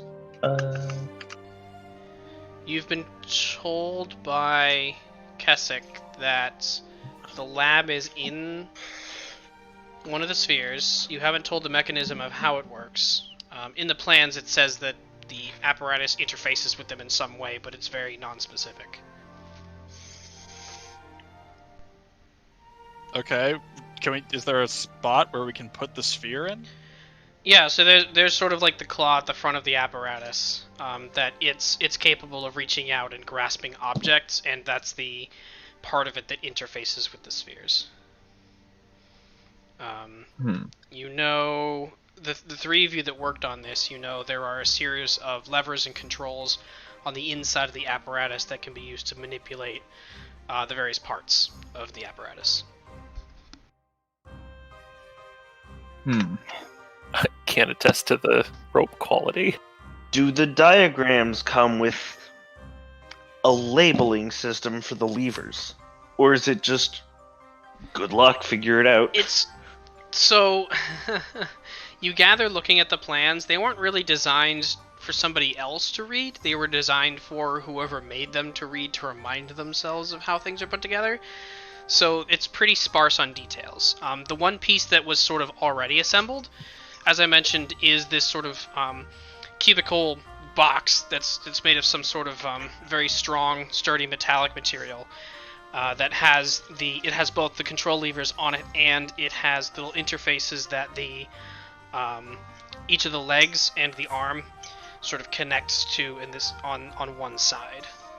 These little cables or interfaces that would individually control them. Interfaces with this box that sits sort of toward the front center of the apparatus. Interesting. Does the box have labels? What languages do you? What languages do you know? Common, Dwarvish, Celestial. It has labels. You can't read them. Do I know them we all as know what... text? I think we should probably bring our boy in. Our metal boy. It is debatable how metallic they are. What's the eyeball? The eyeball perks up. Yes. Oh. No, not you. Sogren, I'm sorry. When I say metal boy, I'm talking about my friend Efferil. You. Oh. It kind of like slumps slightly. It's debatable how metal they are, or if they are metal. Kledash casts tongues on Enten. Okay. You spend you spend a spell slot doing to Enten what Efferil has for free. For the meme. So Enten, you're now capable It's not worth it for the meme. I think tongues allows you to read any writing, or does it understand any language? It is understand any written language. But is it like in the literal sense, or I assume it's in the literal sense? Sure, but you look at the box now. Yeah. Or when the target. No. To understand any spoken language it hears. Moreover, when the target speaks, any creature that knows at least one language and can hear the target understands what it says. It says nothing about reading. Yep. There should have been a... comprehend languages. Sorry, wrong spell. Yeah. I was like, I know you know comprehend languages. I think that's you the one have it you're prepared. thinking of. Yep. Bards have every spell that they know prepared all the time. Fair enough. Yeah. They don't know every spell, unlike, say, clerics, but every spell they know, they always have prepared, which is pretty cool. Clerics are... That's a Um, busted Clerics are mechanic. cool. Clerics, druids, rangers, and one other that I don't recall off the top of my head. Wait, druids know all their spells? You do, but you can only prepare X number of spells per day. So, Anyway, I need to start preparing more spells on my druid. Anyway. No, you So- can only prepare. So I can now read the Yeah, words like on the box. but I have So now like you a can read certain set of any- spells that are always prepared. Anyways, Annie Sorry. Noodle. Enten, you go and you look. You see each of the levers. There are 10 levers. 6 of them, 1, 2, 1, 3 on each side, are labeled with each leg. Front left, front right, middle left, middle right, rear left, rear right. One of them is labeled. 2 of them are labeled to control the grasping arm in front, and one of them is labeled exit. And there's one in the center that has no label. Right? Does that add up? Interesting. Yeah, that's 10. Yeah. Could always Yeah, go that for the adds up to mystery 10. option.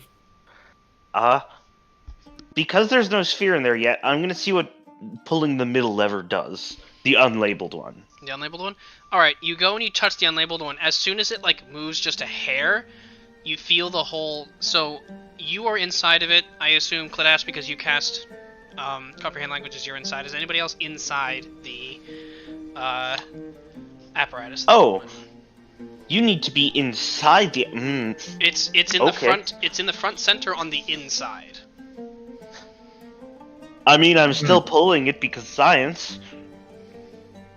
Is anybody else inside the apparatus at the moment? Not. I assume I'm on the outside since I put the thing together. How many people can go on them in this thing? So it's 15 feet long by 10 feet wide. It can fit 6 people comfortably. Or one Efferil, because he's huge. No, I'm Sure. pretty sure they're only a few feet tall. Don't think they're that Or- thick. I mean, it's not very high. It's only about it's about 10 feet tall. So no, it's a round diameter though. So toward the sides, the taller of you kind of have to crane your neck just to stay standing if you're not standing in the center of the thing. So it's a big chunkin' thing. Anyway, so Enten, you reach out and you touch the center one, and as soon as you just touch it with a hair, there's a sort of rumble, not exactly, the whole thing sort of shakes and shifts to one side. The rest of you watch as the legs kind of splay out, and one of them on one side sort of reaches a little bit further, and then it stays still. There's a... Is this just a general movement lever? So, Enten, you notice when you touched it, you felt a surge of almost electrical energy. You felt that the hair on the back of your arm stand. Looking on the side of the control box, you see one of these energy cells as its last light blips out. Oh! It did have an energy cell. Would Well- we have uncovered that during the actual build process? Yes, this is something that you would have noticed. There's an energy cell on the side. The box, And if the you're control feeling box... it like that, it also means it's not grounded properly. Yeah, exactly. Yeah. The box already had one in it, so you left it in there, and then it just ran out when you touched it. Okay. How many energy cells do you actually have? I don't remember. I know Tyorrgeth has, I think, 7, I want to say. Maybe 6. Does anybody else have any others? I don't think I have any. I'm gonna take that as a no. Tyorrgeth should be the only one with them. Yeah, I have never picked any up. Okay. I mean, again, I do have a tube of canister things, which I don't remember what they are, but I think I got them long before I went to the tube of distress, the Do you remember where you got Monastery. that? place of distress, whatever the fuck it was. That's all I wrote down was tube of canister things. I literally didn't remember Tube. anything else. Do you remember where and or when you got it? No. I also have silver bracelet thing. I'm very good with my notes. Yeah, I can tell. I know at least one of you has a Band of the Found and Lost. I hope you haven't dropped that. I don't know what that is. Because the cartographer gave it to you, so he could keep tabs on you. I think Isn't they that gave with that to our... Efferil? And that's probably Yeah. my silver bracelet thing. Most likely, yeah. So that's a band of the found and lost. The cartographer gave it to you. You noticed while he was there were these little like clockwork beetle things that had duplicates of these bands and found and lost, and they were moving around. And whenever somebody with one of these bands moves, the beetle maps where the person is. So I hope you didn't drop that, because the cartographer will be very very concerned about you. Well, he'll be as concerned as he needs to be, so he can get it back and send somebody else to go get it. But anyway. It appears it's stopped moving for several weeks. That's concerning. Oh no. Alrighty. So what's the plan? Apparently, we forgot to take out the battery for this. Well, And slot this it out. needs Slot in a battery new power. one. Hold up. Before you put in a new battery, I'm going to see which levers work without battery power. All right. Okay. Look on the bright side. It came free of charge. No, it came with one charge. Still 15 minutes. Yeah, I got it. Someone's talking. Yeah, it's in the background. It's fine. He's not talking to us. Yeah, I was talking about feeding cats. So, you go and you manipulate the levers. The only two that do anything, and you can feel resistance as you do them, as they are clearly entirely mechanical and have no sort of electrical, magical component to them, is the arm. The claw arm that you can move it forward, and you can move it side to side, up and down, and there's a depressing the lever that extends it causes the clamp to shut. Cool, so we can actuate the claw without putting a battery in. There is quite a bit of resistance, though. It's like trying to turn a car that has steering assist No power steering. while the engine's off, right? Without the power Yeah. steering on. So. Well, But yes, if I'm reading all of this correctly, we just put the orb in, push the exit button, and that seems to get us to where we want to go. Well, it is a lever labeled exit. And Yes. It's in an upward position, and in order to use it, you'd pull it down. Pull the lever! We should probably get in here first. Wait, Keswick wants in too, right? Can Nice. Keswick leave their body? She's not in the room. Okay, I'm gonna go ask Keswick then. Is this the Keswick thing that asked us Keswick to build wanted? it. She said she asked us to build it. I don't know. Yes, I can't remember if this is the thing that Keswick wanted us to build. That's why I'm asking the question. So you go back to Keswick. What do you say to her? Keswick, we built the machine. Did you want to come with us? She you see the excuse me, the cylinder that was containing her body with the big long gouge in it has returned to its shut state, and you hear only me fit. You use until you're done. Okay. Well, we'll be back for you, Keswick. You'd Talk to you better. later. And then like the last note kind of sustains for a bit. Is her speaker box broken? I'm scared of that thing. These are psychic projections. This isn't audible. So. Oh right, Keswick speaks psychically. I'm And actually, scared of this. Out of all of you, I know Enten, you have no experience with these before, but the rest of you recall from the Kenku that you met in Gromkeep that they're not capable of producing their own sounds. They can only imitate the sounds that they've mimicking. heard. So. And didn't you say they can also like tweet? Yes, but you gather Keswick hasn't heard any natural sounds in a long time. Well, What's to stop us from just generating all of the phonemes in a language and then telling the Kenku speak? Yeah, that sounds like a thing that you could do if you had a lot of time. I mean, do we have a lot of time? All right. Well, English That's only has that's 35. campaign now. You guys ready? We're gonna teach English this only parrot has how to talk. 35. All right. We're well, teaching them. Give me 5 minutes to get Microsoft Sam set up. Hey, hey, John Madden. John Madden. Football. Anyway, 999. those unfamiliar with what we're referencing, go look up Moonbase Alpha. That's just look It's it up great. on YouTube. It's all you gotta know. Anyway, so what you guys doing? What's the plan? Also play it, Okay. but it is actually entertaining. So we know how the machine should work. The levers are labeled. We only have one problem, and that's why can we move the orb's position? It shouldn't matter, but it does. What's the question? Yeah, I don't understand. Does the diagram show any way where I'm a native English speaker? Does the diagram show how the orb is supposed to be used in tandem with the machine, or is it here's the machine, here's an orb, put them together, you're good? It's the front part, right? Yeah, the act when you have clamped onto it, the lever that causes it to extend, which is just a front and back lever, can be depressed inward, like straight down, like R3.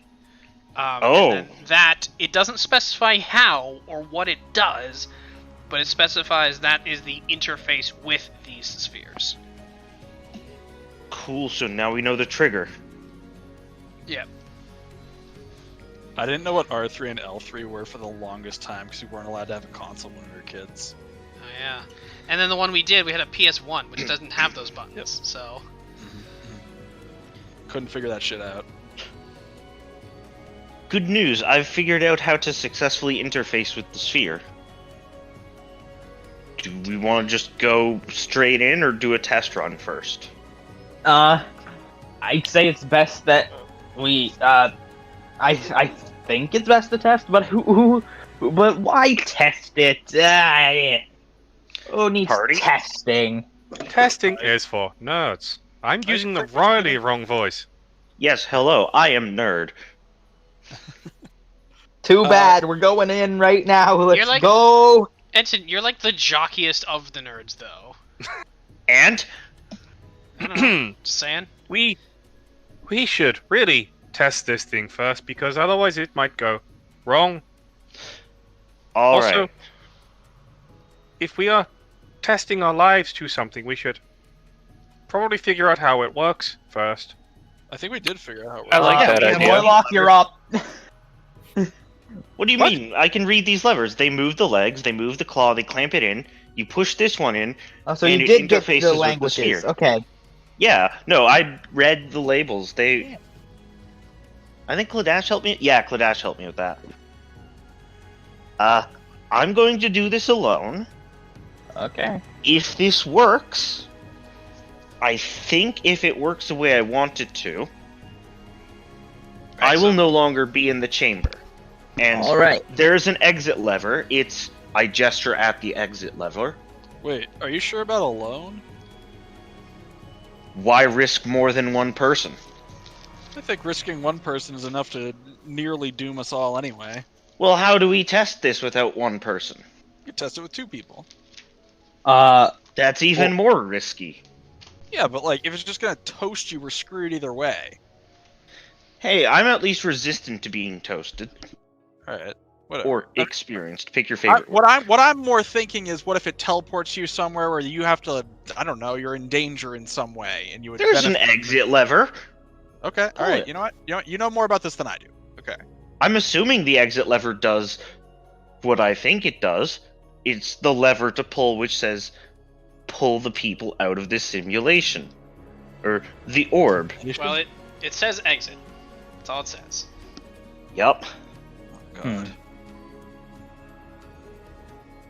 I mean, Alright, no, you go ahead. I'm Actually, right can behind I you, get bud. a second opinion on this translation? Efferil, can you just come check and make sure that this says exit, not any other word that could be mistranslated for exit, like terminate? So now you want my expert opinion with my weird eyes on how these words I are just said. needed a janky opinion. One to give me the basic understanding, but if that's the thing that's going to keep me from Well, being stuck there, better to make sure. okay then. Do I see anything different? So you go and you look at the panel. That's what you see. I see a panel. Yeah, This panel looks like panel. Yeah, what you see yes. and what you translate with your, is it Devil's Sight, I think? Yes. Oh, no, Eyes of the Runekeeper. That's right. With your Eyes of the Yes. Runekeeper. Oh yes, yeah. Devil's it- Sight is dark vision. Yep.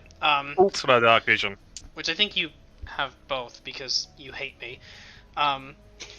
Yes. Um, It was I- literally my eyes are supercharged now.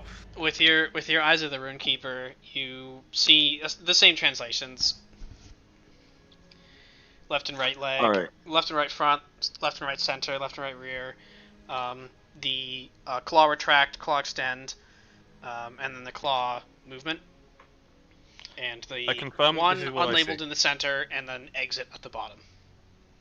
I'm just running him through what I found and what I believe to be the workings of this, just to make sure that knowledge is kept throughout the party, in case something goes horribly wrong. Alright, thank you for confirming this is the correct translation. Now please leave so I can science. And hopefully not die. I roll my eyes and then walk out Okay. and leave you to it. Efferil's evolving. Enten, you're the only one inside there? It's the safe option. Hold on. I think we should bring one of the teleport things with you so that if something goes wrong, you have a plan C. It sounds like a bag of holding box of coins situation. Yeah, that feels like we could have bag of holding and bag of holding, which with catastrophic interference. Well, Which you know Let's- because the cartographer told you that. So what? the cartographer what? told you about when two bags of holding interact. He Yes. describes it as Yeah. long time on the astral plane. I guess he's a chain smoker Yes. now. I don't know. Like, wasn't Yes. he always a chain smoker? Well, we But we were don't- just saying that like bringing the teleport disc in there would be similar to that. But we don't know that. We don't know that. Someone- Yeah. We do know someone who might know the answer to that question, who uses the teleport disc and also has any kind of experience with these glass orb things. You talking about You my know. boy Keswick? Yes. Well, I just said bye to my boy Keswick, but I'll say hi to my boy Keswick Well, again. just say hi to them again. Yes, it's not a problem. Go say hi to them. Hey Keswick, Hello. how you feeling? Yes. All right. That's my Keswick right there. All right. Hey, we were just thinking about bringing the teleport disc in there with us. I don't know what that would do. Do you know what that would do? And what? The teleport discs that you have, if we brought it into the globe, the machine. There's a moment. What globe? The glass, the thing that you can't see. The thing you can't see. The thing that you can't see. I mean, obviously. What else would I be talking about? But the thing. You know what, Keswick? I'm sorry Got I him. bothered you. This is not gonna. This isn't in the question for you. All right, back to the I'm gonna party. Hey guys, I forgot to. This isn't just on you. She can't see it. She has but a passing knowledge of this thing. Cool. She knows they exist, but as far as Yeah. you can tell, she hasn't been able to see the one you've got. So Exactly. I mean, I assume that she would know something about how this works, considering she knows what all of these things are. Whatever. Yeah. I made an assumption. Apparently, my assumption was wrong. She I knows think she's just like been in the vicinity of these things. she knows that his laboratory is in a sphere. That's the extent of her knowledge. It's in a sphere. Yeah, shit. Like we don't even know the one that we have is the one. We might have to go through a million of these. Let's get moving, huh? Yes, Sphere 1, let us go. Commence. I push R3. Okay, so you manipulate the arm to grasp onto the orb, I assume from somebody who's holding it, and then you depress the lever. Nothing happens. Oh my Pull the god! lever. Come on. Did you forget about the power cell? I forgot about the power cell. You know, it happens to everybody. I insert the power cell. Okay, you click the power cell into place. As you've seen it before on other devices like this, as you click it into place, four lights appear on it, five sort of show up, and you go and you repeat the procedure. You notice as you're using it, the movement of the claw arm is significantly easier with the power assist. You depress the lever. Nothing seems to happen. The rest of you watch as the arm was moving ever so slightly, just like, as Enten was bumping the lever, stops moving and freezes in place. Not like stuck in time, but like the machine has stopped moving. I get out some popcorn. Why is this stopped? Of note, there are no windows or anything, so you can't see inside, and Enten can't see out. There are two little periscopes that you can look out, but there's no porthole. Well, that center lever used up an entire charge last time, but it did. I think I can't do this alone. Hmm? Do you go to manipulate any of the other levers?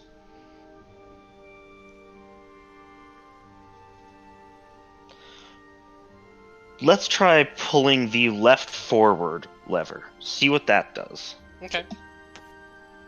You go to move it. It does not move. It's stuck in place.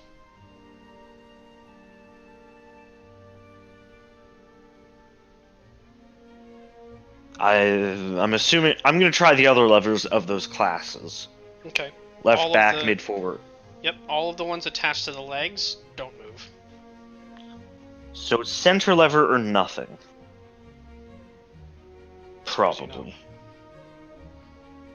This is a nightmare. Let's go for the center lever. Okay, you go to move the center lever. It too is stuck in place. Oh, Jesus Christ. It's like one of those dreams where something's chasing you and you're just moving so slowly. Yeah, it's like that. No, but Well, I'm gonna go feed my cats. Okay. I'm going to try and enlist the help of others in this because I'm clearly not understanding this correctly. Okay. So I'm gonna everything. Okay. So I'm gonna undo all the actions. Yeah. Okay, so you depress the, or I should say you pull the lever back up. Okay, so you pull the lever back up. The rest of you, it's interesting. The rest of you watch. Enten pulls the lever back up. You don't see that happening, obviously. The arm starts to drift again, and suddenly all of the legs sort of all at once. And Enten, you feel the whole sort of device shudder as it sort of steps to one side. What the? Oh my god, I really don't understand this machine at all.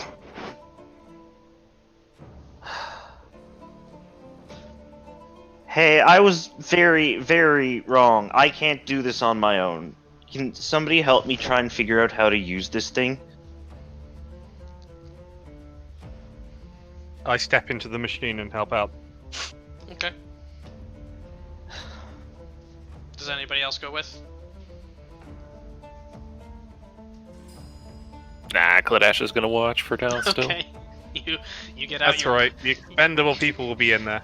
you get out your popping corn and prestidigitate a flame and just pop some corn. Okay. So you step into the of note. The fuel the power cell appears That's to so still good to be help. full.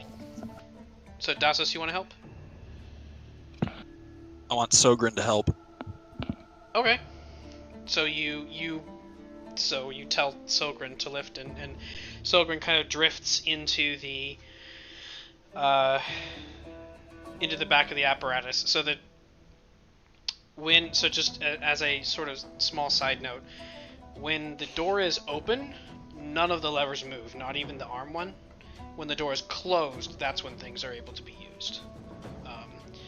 So Sogrin kind of drifts in, and you close the door behind it. And Sogrin kind of like, you see it's looking around. He says, and it says, how exciting! What does it do? Good question. Levers seem to be moving legs, from what I can guess. Legs. I This wish I had center lever. those. You do have This them. center. Well, no, one eye stalk. Is that a leg? Is that an arm? No, Is that both? It's neither. Oh, Okay. right. This center lever seems to move the entire thing. Locking in this lever seems to interface with the sphere. And these control the sphere. Okay. And I don't know what I'm doing wrong. Well, Sogrin rolled a 4 in its intelligence check, so Oh, I could have just made a goddamn Wait, intelligence can I check. assist Sogrin? Are you in there with it? are you in I thought there? I was. Am I not? Oh, sorry. I thought you had like sent Sogrin in without you. No, where Sogrin goes, I follow. Okay, so you're in there as well. I mean, this isn't really. This is a question of whether you know what it does and how it works. Oh, so I can't assist him. Not really. If you were investigating, but it doesn't exactly investigate, so it doesn't have that Alright, capacity. well, so Sogrin's gonna investigate and I'm gonna assist. Sogrin does not have the capacity to investigate. That's messed up. I'm sorry. Disgusting. Can I investigate? You can investigate, sure. Make an investigation check. Can Sogrin assist me? Sogrin does not have the capacity to investigate. I'm sorry. But he's an eyeball! How can an eyeball not investigate? What's it there for then? Well, He's so trying. in this case, investigation would be a question of like looking around and like experimenting with the levers to see what they do, to see if you can figure out what each one of them does. Sogrin doesn't have limbs or any ability to actually interact with the world around it, except You know what he does have? Investigate. You know what he does have? what? Gumption. He... This is not going to be a third backup character for you, Dásos. Oh god. Alright, I'm investigating with a +7. Please don't make I will help the investigation. Please don't make I a will not, Sogrin or because there's only backup two of you. character. So Alright. sorry, Dásos, make an investigation check with advantage. 22. Okay, I'll do it with advantage. Let's try it Just- again. Can I just roll again and see if I get higher? Yeah, that's Yeah. 14. That's lower, but I'll take it. What? sure. No, we'll go with the 22. Okay.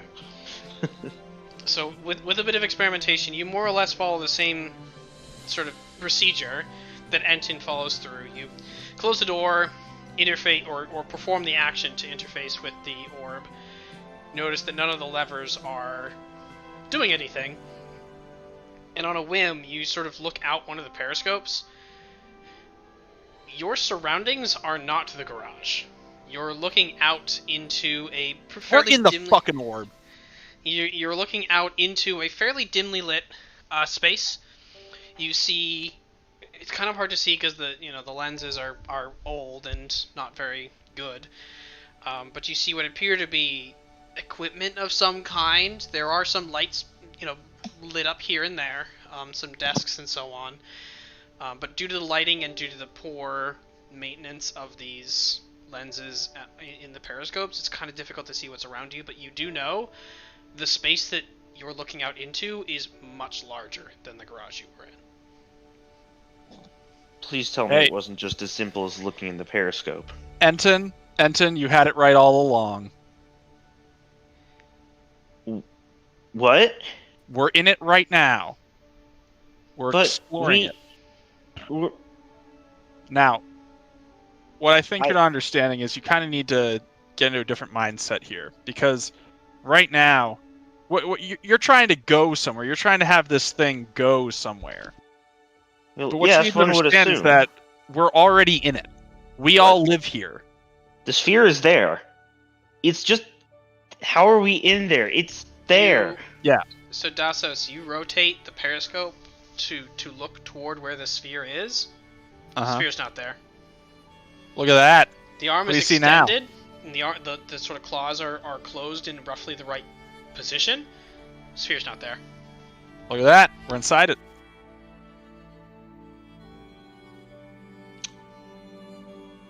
There is one lever. Now, let's try some more levers. Let's see what happens. I recommend staying away from claw control levers. So you go and you use all the other limb levers, nothing seems to happen. Central lever, nothing happens. Do you pull on the lever labeled exit? I'm pulling on every lever. The answer to do you try a lever is yes. Alright, so you pull the exit lever. Who's in there right now? It's and Dásos. It's you three in there, correct? Sogrin, Dásos, Enten, and Efferil are in there, right? Yes? Okay. That sounds right, yeah. Yes. Okay. I need all of you to make an acrobatics check. Easy peasy. No. This is what I I'm assisting Enten. Or, I mean, Sogrin. Sogrin does not need an assist. It simply lifts up off your shoulder and hovers. I'm pretty sure 18 on the die is enough to pass. We'll 18. see. Well, 18 plus. 19. 19? 19 overall. Okay. I got an 11. 11. Efferil? Oh, sorry. Acrobatics Something came up check. second. When we're rolling? Sorry. Acrobatics. Actually, no. It should be a dexterity saving throw. So. Okay. Same thing for me. For most of you is the same, but. Do I get to keep my 18 at least? Yeah, you can calculate it using the 18. Oh boy, that's a 9. 9 in total? 9, yeah. I'm still 19. So, Dásos and Enten, you feel yourselves pulled. Like if there's a string, like that was attached to your back, it just yanks you backward. The door to the back of the apparatus opens, and all three of you are just yanked out of the apparatus, onto the floor. Enten and Dásos, you manage to maintain your footing, but Efferil, you hit the floor and go sliding for about 5 feet. And the wind is knocked from you, and you're kind of dazed, and you go and you pick yourself back up. Looking at the space around you, you see what appears to be it's a little bit more. What's up? Oh. It's a little bit better lit, because you're not looking through a periscope. And looking around, you can see just all this laboratory equipment everywhere. You see these workbenches with machinery and equipment. There's some, chemicals in a rack. You see all kinds of equipment. There's their energy cells just scattered throughout the space, all over the floor, all over the tables. You have no idea what state they're in. You see partially constructed equipment. You see what appears to be part of, you recognize this because you've seen it before, a partially constructed, extremely crude Mizium apparatus that's just in pieces on a table. Clearly someone's attempt to recreate it. Along the ceiling, you can see a sort of like a grid of tracking, almost, and hanging from one sort of side of the room is from a cable. There's this small, like two appendage pincer, sort of just hanging there in the space. And what do you mean by tracking? so like A grid of pipes not pipes to hang exactly. stuff off of. you know what track lighting is? Like how you can fix Right. Yeah. lights okay. to it, I and get then what they you're on slide about now. back and forth. Like Yeah. that. Now you're on about. Yeah, like that, but a grid that just like covers the whole ceiling. And as It's like the Wheatley rail, but a grid pretty much from Portal 2. pretty much, yeah, it's a Wheatley rail. As you sort of enter this space, there's this sort of light that begins to illuminate the space. You're not sure from where, and you look down and you notice you don't have a shadow. Just the light is coming from all directions. It's not unpleasant light, but it's you know, raising up and making it very simple to see, very easy to see around you. And looking around, you sort of see on the far side of the room. You can see what appears to be some sort of large metallic. How do I describe this? Like picture a bookshelf that's just filled with wires and cabling and electronics. That's basically what's on the other side of the room. And attached to the side of that, vertically, you see a brain in a jar. Are we in the laboratory of Kwalish? Do you say that aloud? Yep. You say that aloud, and from the other side of the room, you hear... There's this sort of whirring noise at first, and you hear... It has been so long since I have heard another voice. Are you Kwalish? Very astute observation, young elf. I'm here to kill you. You sicko. You freak. Do you say that? Yes. You mess with Keswick. I'm gonna kill you. Okay. Well. Calm down. We are not. We were. You hear the voice from the other side. I would much rather prefer that you do not do that. We were sent to. We were sent to find you by your brother. Forgot his name. Anaxi. Thank was you. his cousin. He is a relative of unspecified relation. But your relative of unspecified closeness. Oh. Anaxi has sent others to find me. How interesting. Others? We are the others.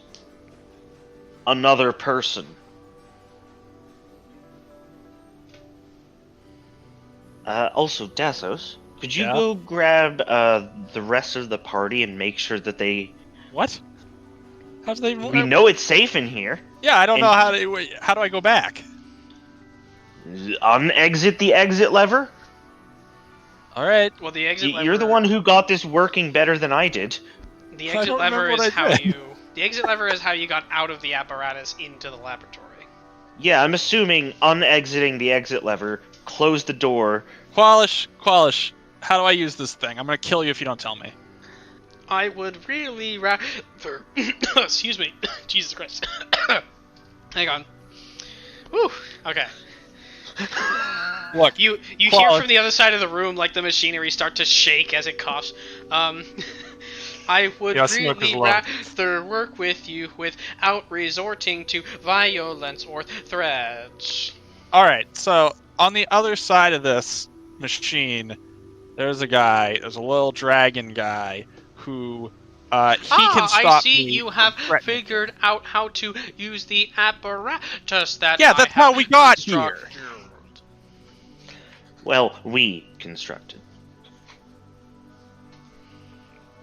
Well, if you simply return to where you came from and then perform the same ritual's not the right word, procedure that you used to get here in the first place, then everyone else that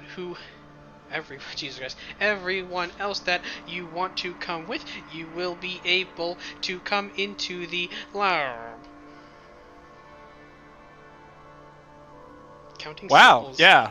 Counting syllables while talking at the same time is really hard. Is that iambic pentameter?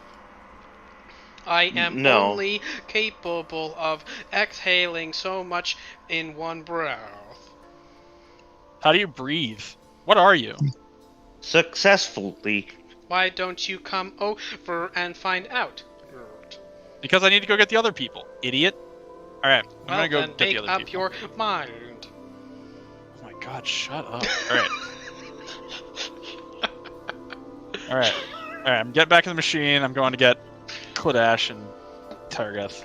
Okay. You two go back. I will investigate more. No, absolutely not. No, you don't get to be alone. No, you're spooky. It's better to bring everyone here at once. Well, And plus, better to give the most cabin space to ensure all of the things that need to be brought with us can be brought with us. Spooky. Out of curiosity, when they are ejected, Mhm. I would assume the thing stops moving on our end, right? So as soon as they depress the lever to interact Yeah. with the sphere, the entire apparatus freezes in place. Okay. It's still there. So this would be You can physically touch it, but it's not moving. okay. So I would probably, I mean, depending on how much time has passed, there'd probably be some concern, and I'd probably be poking at it to see if anything went awry. Okay. Make an investigation check. It hasn't been long. It's been maybe a minute and a half, if that. I know. I'm just saying when they port back, that's probably where I'm going to be, is poking around the thing. Okay. Of note, if you try to open the door, it doesn't open. It's locked in place as well. Okay. So who's going back? Just me. Okay, just Dásos. So Dásos, you get back into the apparatus. Raise the eject lever to return it to its original position. Close the door and pull up on the lever to sort of deactivate the interface. Efferil and Enten, the apparatus vanishes. On your end, Dásos, nothing happens. You look out the periscope, you're back in the garage. Press the exit lever. Okay, you press the exit lever, make another dexterity saving throw. Oh my god. Ugh. But I was ready for it this time. So make a dexterity saving throw with advantage. With advantage. ADV plus 7. 4 plus 4. 21. 21. blackjack. Kledash, as you're sort of investigating this, you had stepped away from the door. You watch as the door slams open, and Dásos gracefully you can see she's almost like pushed backward, but she does like almost a jackknife type maneuver and lands flat on her feet about 5 feet out from the doorway.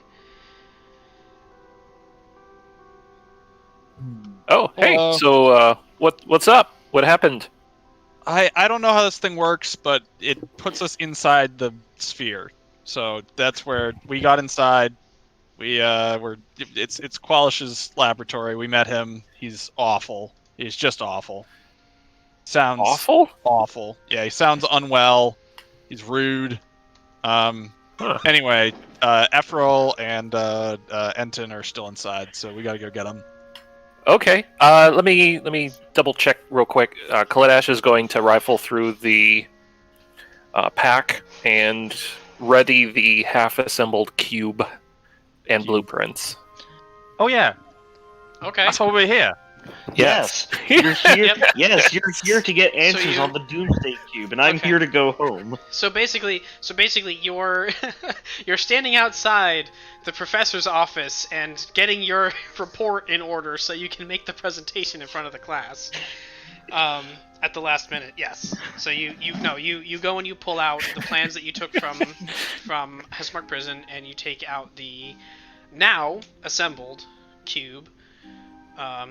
Of note, I forgot to mention, while you were out, Clash did find as part of just the loot pile that you guys found last session, other small bronze pieces. They're not exactly the ones that you recognize, but they are of decidedly similar, if not the same, make and design as the pieces of this cube.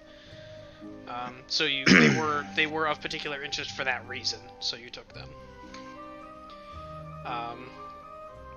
Okay, so you get all this stuff together, and you and Tyorrgeth follow Dásos into the apparatus. Alright. Be ready, because it ejects us. You saw how I came out of it? It's going to throw us out. So just be ready. Try to land on your feet. It's very forceful, but yeah, be ready for it, alright? You guys ready? Wait, what do you mean by forceful? I pressed the exit lever. Okay. Wait, what do you mean? Ah! Could I have everybody make a dexterity saving throw? I believe so. Dásos definitely with advantage. I think Tyorrgeth, as a barbarian, you have danger sense, so you have advantage. And Oh yeah, I do have danger sense. Kledash, just a straight roll because you're not prepared for this. Oh, come on! Time to pull out my second D20. Yeah, 15.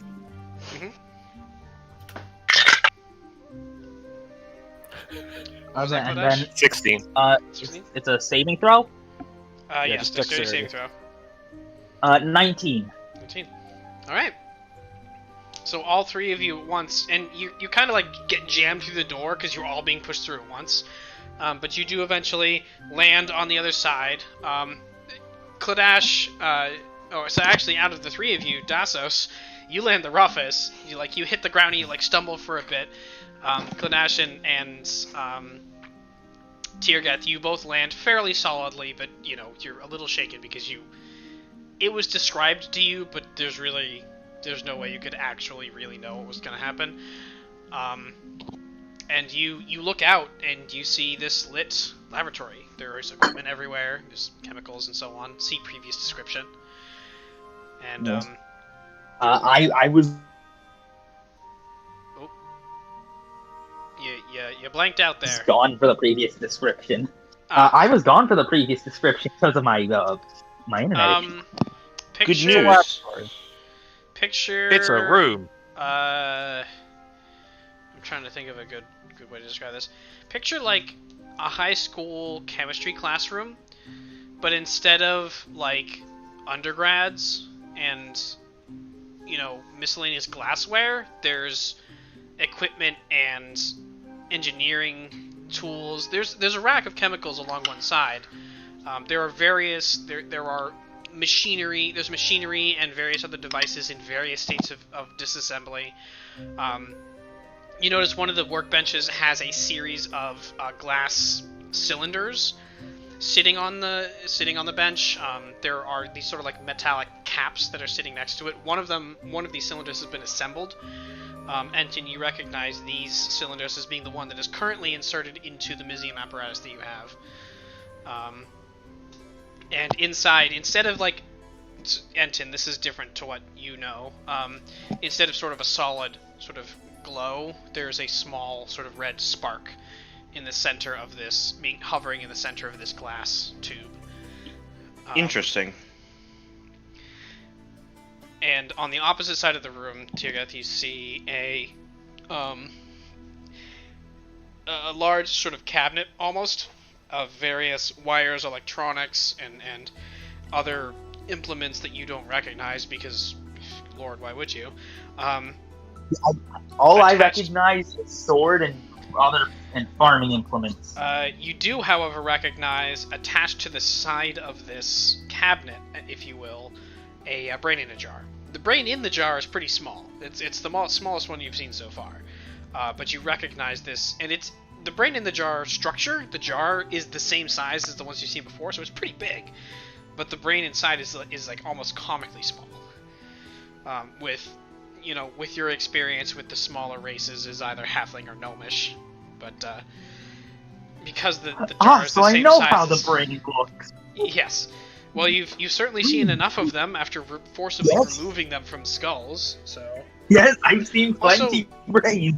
Also, you've seen 7 brains within the last 48 hours in jars, so...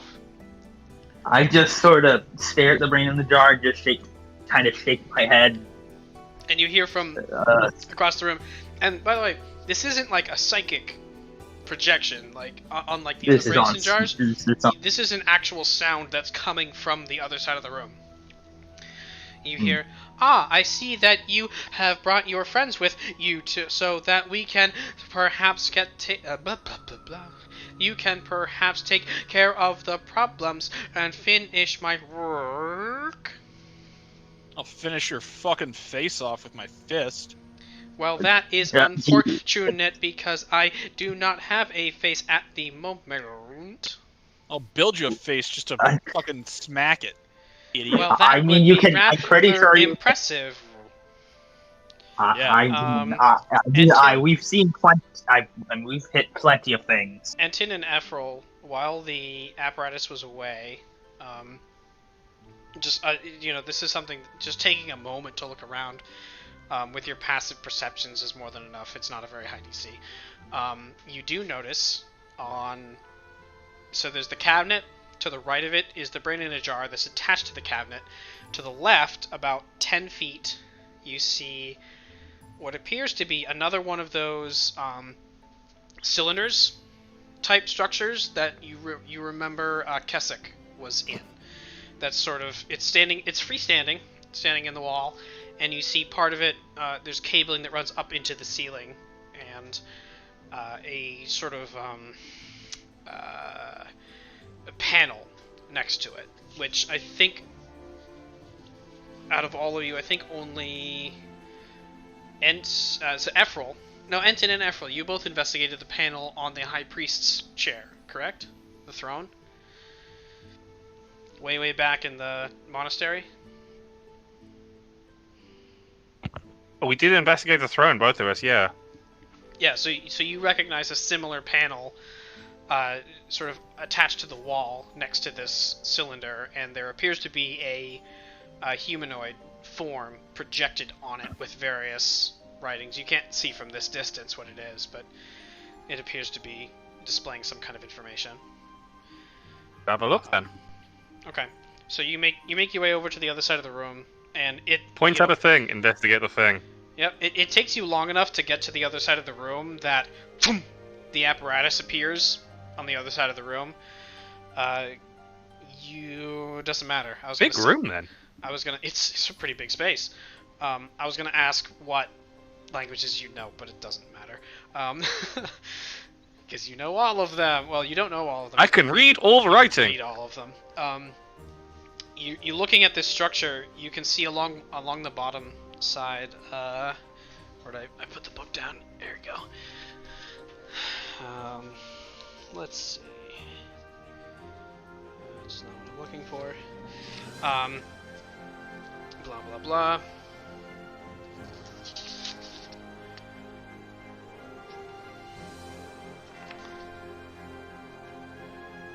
There we go. Does it have a name? It does. So along the bottom is the word. It's the letters. I should say DEPTMA. Who knows what that actually means? But those are the letters as literally translated. And then each of the sort of like scrolling text along one side seems to describe the physical status of this humanoid creature as it's being displayed. As you make your way across the room, you see along one side of the room there's these like clear glass tubing connecting the sort of flasks and columns and other alchemical gear on the various tables. You can see some of the fluids are apparently undergoing some sort of transformation, as if there were already reactions going on when you got here. And you can see there's some sort of like crumbling powder that's being condensed here and there and so on. And they're very odd colored flames and so on. You do see, as you walk by, a series, there's just 15 small tubes, similar to the glass cylinders. A couple tables over with the red sort of glow on the inside, and you see small, vaguely humanoid shapes consisting of this sort of like wispy mist inside each of the cylinders. They're only about maybe 4 or 5 inches in diameter and 12 inches tall, but you see 15 of them.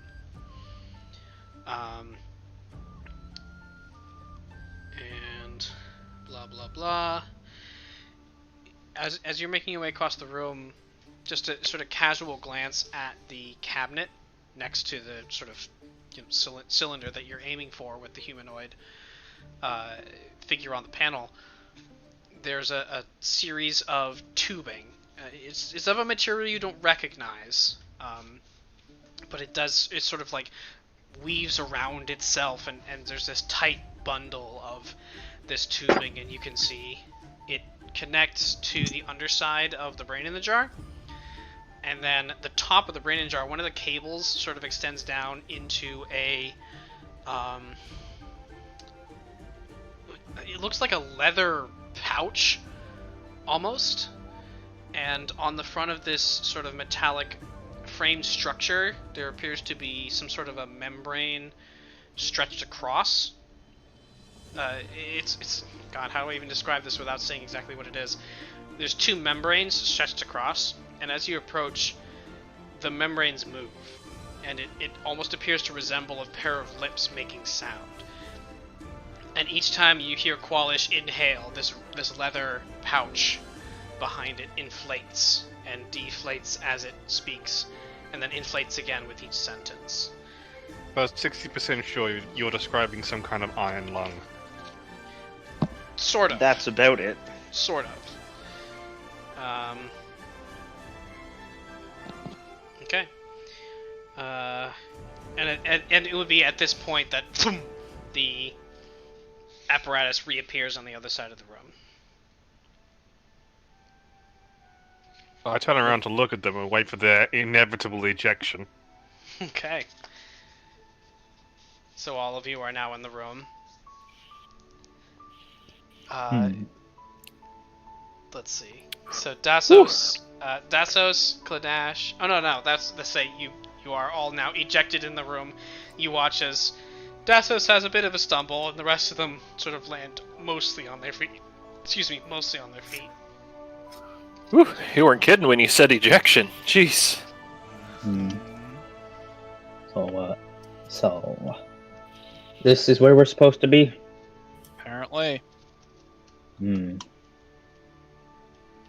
So, Kwalish is around here? Yes, you have found me. You hear the sound coming. Are you all right? Okay. Is it readily apparent on what or who is talking? The sound is coming from over where Efferil is standing, which also happens to be next to a brain in a jar, so you can probably deduce. Yeah. But unlike the other brains in jars you've encountered, this is not a psychic projection. You're actually hearing a sound. Through the squeeze bag. Through the squeeze bag. Horrifying. So. Let me see if I can find it. There's a very specific thing that I'm thinking of, and I'll see if I can find a YouTube video of it. Oh no. Anyway, carry on. Kledash is going to assume, hopefully correctly, that the brain in the jar is Kwalish, and he's going to sort of walk over to it and inspect it. So, you're Kwalish? Yes, very good deduction. Young Dragonborn. So our, what is it?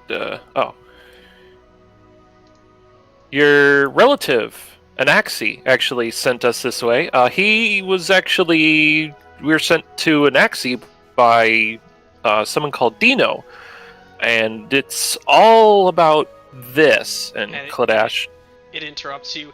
Ah, Dino Erin, I have not heard from her in quite some time. How is she doing? Better than Oh, you. she's doing great. She's got her little cadre of bird Kenku people, and she's running them around. They're at Grum Keep last we saw them.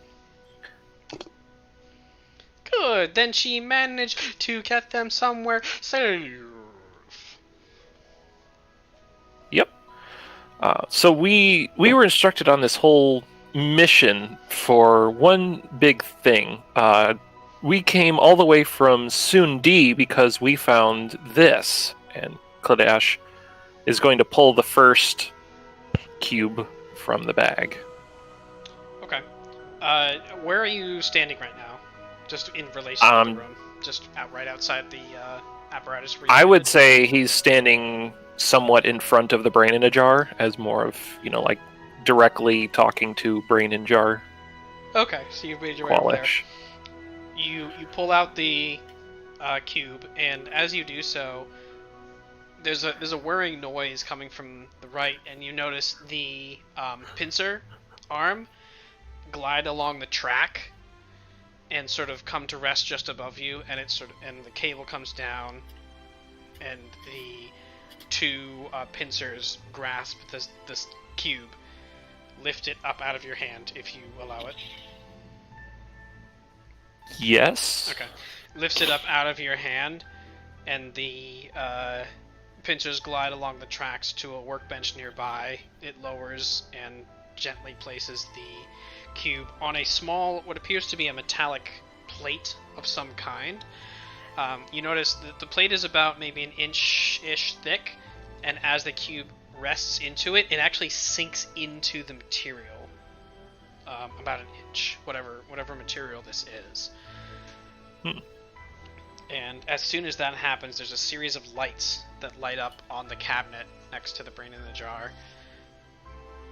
And there's sort of a clicking sound as you see various pieces of the machinery start to move and examine, and then you watch as the cube sort of flips onto one side on its own and flips onto the next side on its own. The pincers come back down, pick the cube back up, and set it to the side, on the table, just on the side. And this metallic material, almost like a liquid, forms up into an identical cube next to it, still attached to the plate, and it starts sort of slowly rotating in place. And you can hear Kwalish. Where did you get this? I'll be back in a sec. Okay.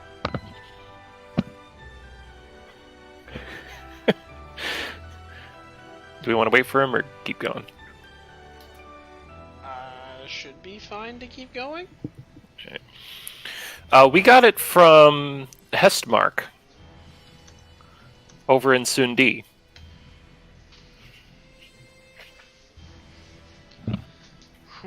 I wasn't even there when you guys found it, so... Yeah.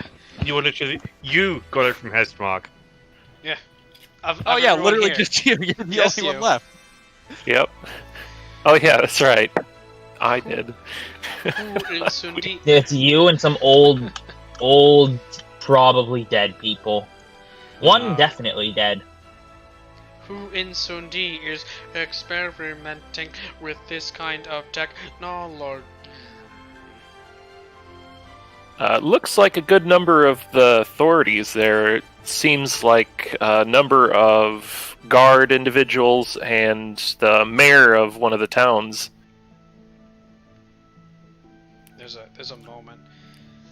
Wasn't one of the houses directly in control of that prison? I forgot the name of the house. Also, I'm not talking in character because I wasn't there. Just to remind you that it was like one person in charge. House Tamiran. There we go. Everyone Yes. seems to be of that house. Very good. House Tarmaran. I'm in that section of the notes, so it's easy to find.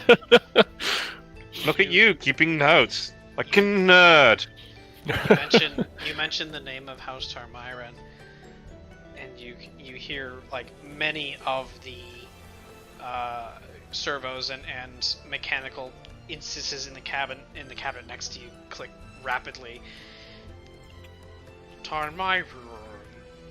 I've not heard that name in quite some time. They are experimenting with soul capture technology that cannot be any kind of good. Is that what this is? Some sort of soul box? If Wait a you minute. look to your left and you look on the table next to you, you should see 5 cylinders, one of which has been completed and has a reddish glow in the center of it. Which is I investigate these cylinders. Which, I mean, you look over and you see the table there. And Enten, this piques your interest because this is what's in the back of the Mizium apparatus. That's not what a cylinder is supposed to look like when put in a Mizium apparatus, though. Nope. It is I not. take a look at. I take a very good close look at these cylinders. Okay. Make a religion check. The problem with. I'm not kidding. Make a religion check if you want to take a look at it. That's new. On. No. And it's hard to tell who exactly Kwalish is addressing, but you gather from context Kwalish is addressing Enten now. You speak of the Mizium apparatus. Where are you from? Ravnica. Interesting. One of your colleagues is here in the room with you. Please tell me that they're not Urzhov. I don't know their name, but I do know that when they came to this place, they wanted to take all of my work and turn it into their workshop, and I could not let that happen. Are they dead? Oh, most certainly not. They are here powering the entire workshop with their essence. And as he speaks, the cylinder, the cylinder to the left there, rotates. You see, similar to the one that holds, oh my god, I'm blanking on her name, Keswick. It sort of slides and rotates openward, but you do see now, instead, unlike Keswick's, which is just, it slides open and she's just there, this is a glass tube. It's more like a cover, just covering this glass tube. And inside the tube, filled with this sort of fluid, is what appears to be humanoid figure. There's no... The skin is sort of bluish and mottled and gaunt. The figure is draped in tattered robes. The front of the face, with a very high sort of sloping forehead, tiny little beady eyes, no mouth or nose, instead a series of tentacles that sort of come down and are just floating in the fluid. You see its eyes are closed and the body is just sort of floating there with its gaunt, long fingers sort of drifting in the space. Can I reasonably assume that's a Simic member?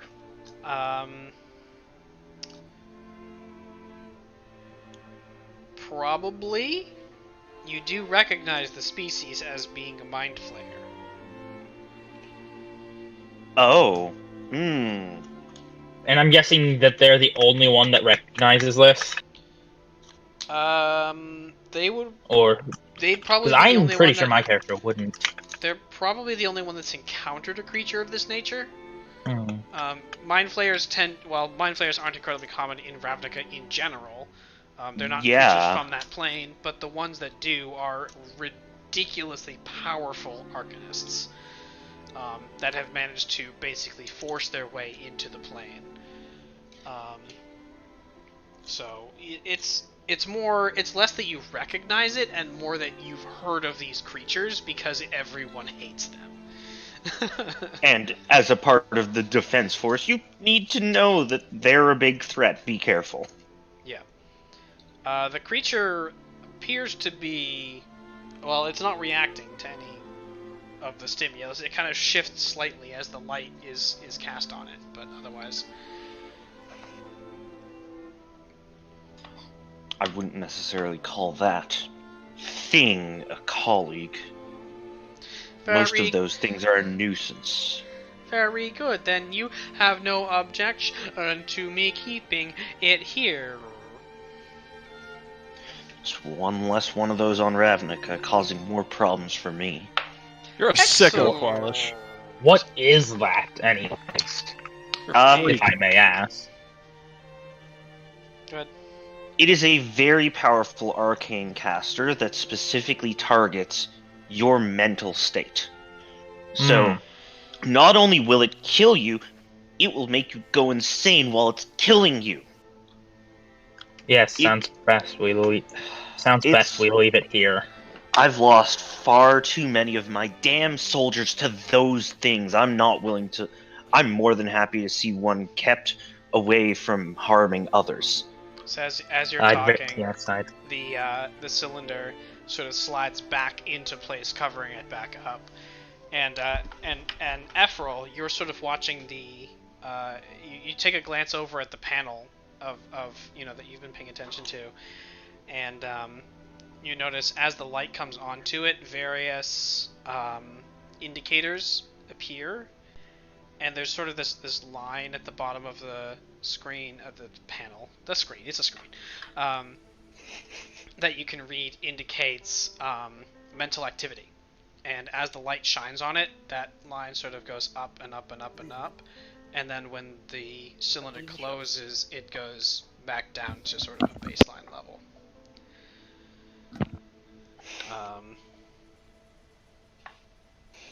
So it's very much conscious right now. Yes, a conscious alive being will generate power.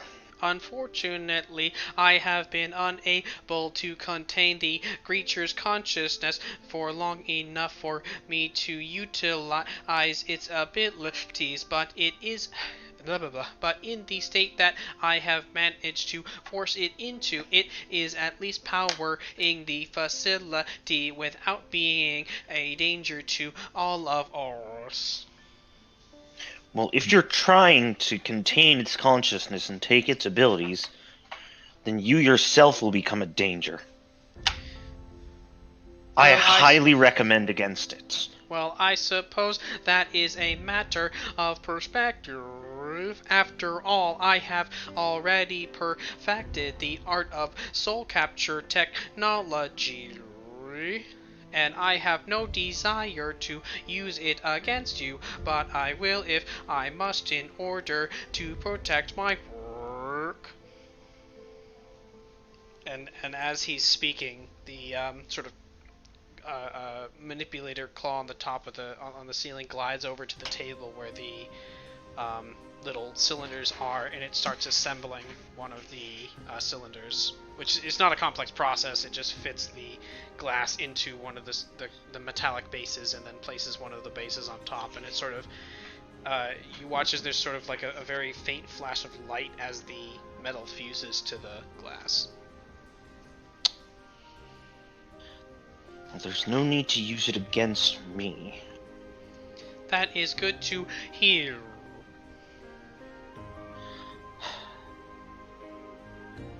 Now then, yes, why don't you tell me a little bit more about those in Sundi who are experimenting with this type of technology and appear to be trying to destroy everyone in that half of the continent? Did I find anything out from the cylinder things, by the way? I did roll a 21 on the religion check. Oh, I thought you said 1. 21? 21. It's not something you're immediately familiar with. However, with assistance from your patrons, you do recognize these as they're called soul jars. They're a sort of capture device that can be utilized to trap and store the energy of living beings that can then be utilized to enhance magical effects or power mechanomagical devices and so on. It's not a technology that really is incredibly common in this world. So they're Skyrim they're steampunk Skyrim soul gems.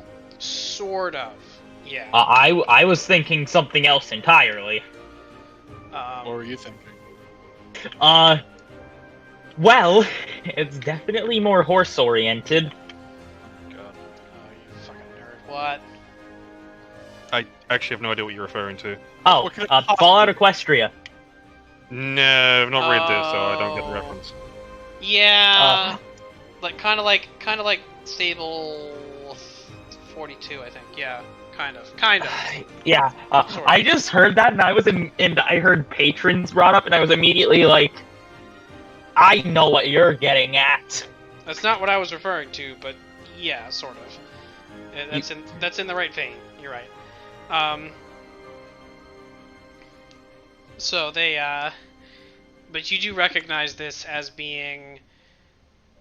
It's not the power source that you've seen throughout most of the sort of city, but with a little bit of assistance from your patrons, you recognize this as. You're not sure why you recognize some of this. You know, what the at this time of day would be the Princess of the Sun is sort of giving you a small mental nudge, but they're not giving you this information. This is information you already know. You're not sure why, but you do.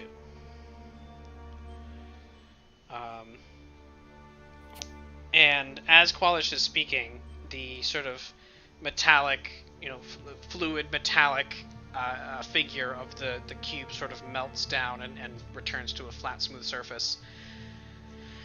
And Kwalish says, in addition to this non-working prototype, would you happen to have found any other documentation that might be able to help me understand what they are trying to do?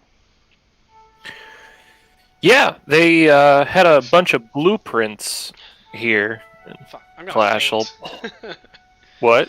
Breathing You're like pretty this loud is gonna just make then. me faint. Good lord. It's Oh, a was it- really Stop hard doing the voice to if you do. want. Oh god, no. It's not worth it if I don't do the voice. Alright, Death or just Then he'll before just- dishonor, yes. so you mentioned the blueprints? Yes, I mentioned the blueprints, and I will remove them from the pack. Okay. So you One blueprint removed. So you pull out the blueprint, and the sort of manipulator hand comes over and very carefully takes it from you, brings it over to a different table where you can see this table is. There's nothing on this table. It's what appears to be a solid piece of glass, almost maybe 5 or 6 inches thick, with just 4 plain wooden posts holding it up. And there's what appears to be a cable or a tube coming off of one side that runs into the floor. And it very carefully places it down onto the table. And While it's Yep. taking it away, I'll have Kledash just mention the effects that other people have had by looking at it. that's right, the headaches. So, yep, the headaches. Well, Or in as Efferil's case, a very crazy acid trip. Yes. You guys got headaches What? from this? I don't remember that. Well, let us hope This that. is back in Grom Keep. Yeah. It's been a long time. Well, let us hope that my non-physical body is not will not suffer the same effects of your inferior mortal forms. Yeah, And- thanks. Doesn't a headache still affect the brain? As it wait for it, as it places it down on the table, I'll say who is looking in that direction, just sort of like following the paper, just out of curiosity. I mean, currently I'm just trying to look around just because, I understand absolutely nothing of this, but I won't. It's neat. Okay. I'll definitely say Kledash is. I'd say at this point, would anyone not be looking at the paper, just sort of like following what it's doing? I suspect I'd probably still looking at the cylinder things, but I'd probably be. Oh god, that's difficult. How long would I be spending investigating the things? It takes you very little time at all. Like, you kind of look and you think for a moment, and you're like, I don't remember what these... I do remember what these are. You know, you have, like, that moment, right? So it doesn't take you an incredibly long amount of time. In which case I would be looking over it, yeah. Okay.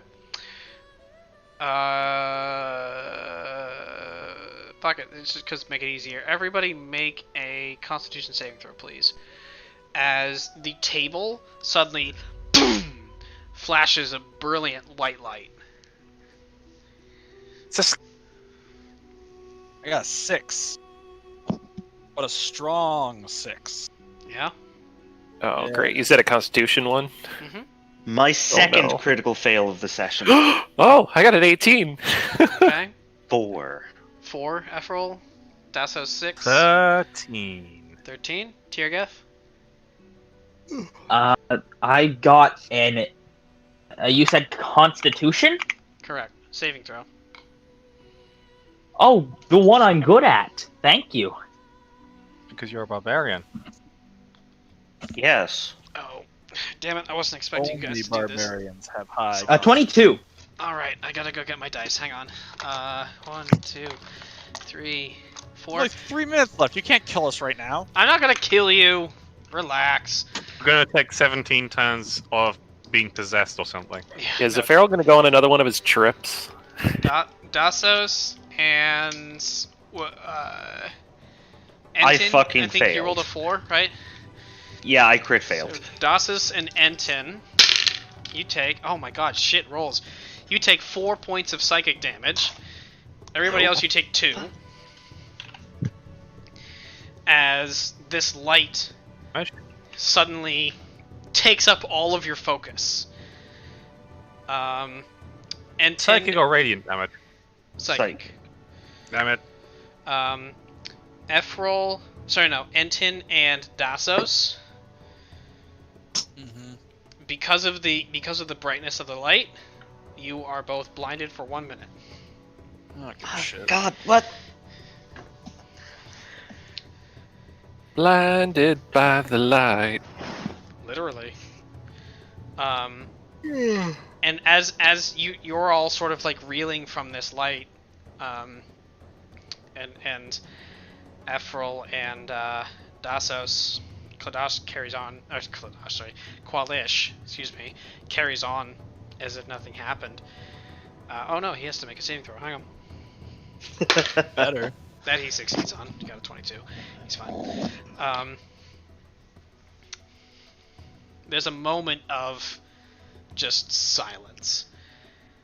And you, Dásos and Enten, you hear everybody else, you can hear and see the mechanical devices and lights and all that working rapidly on the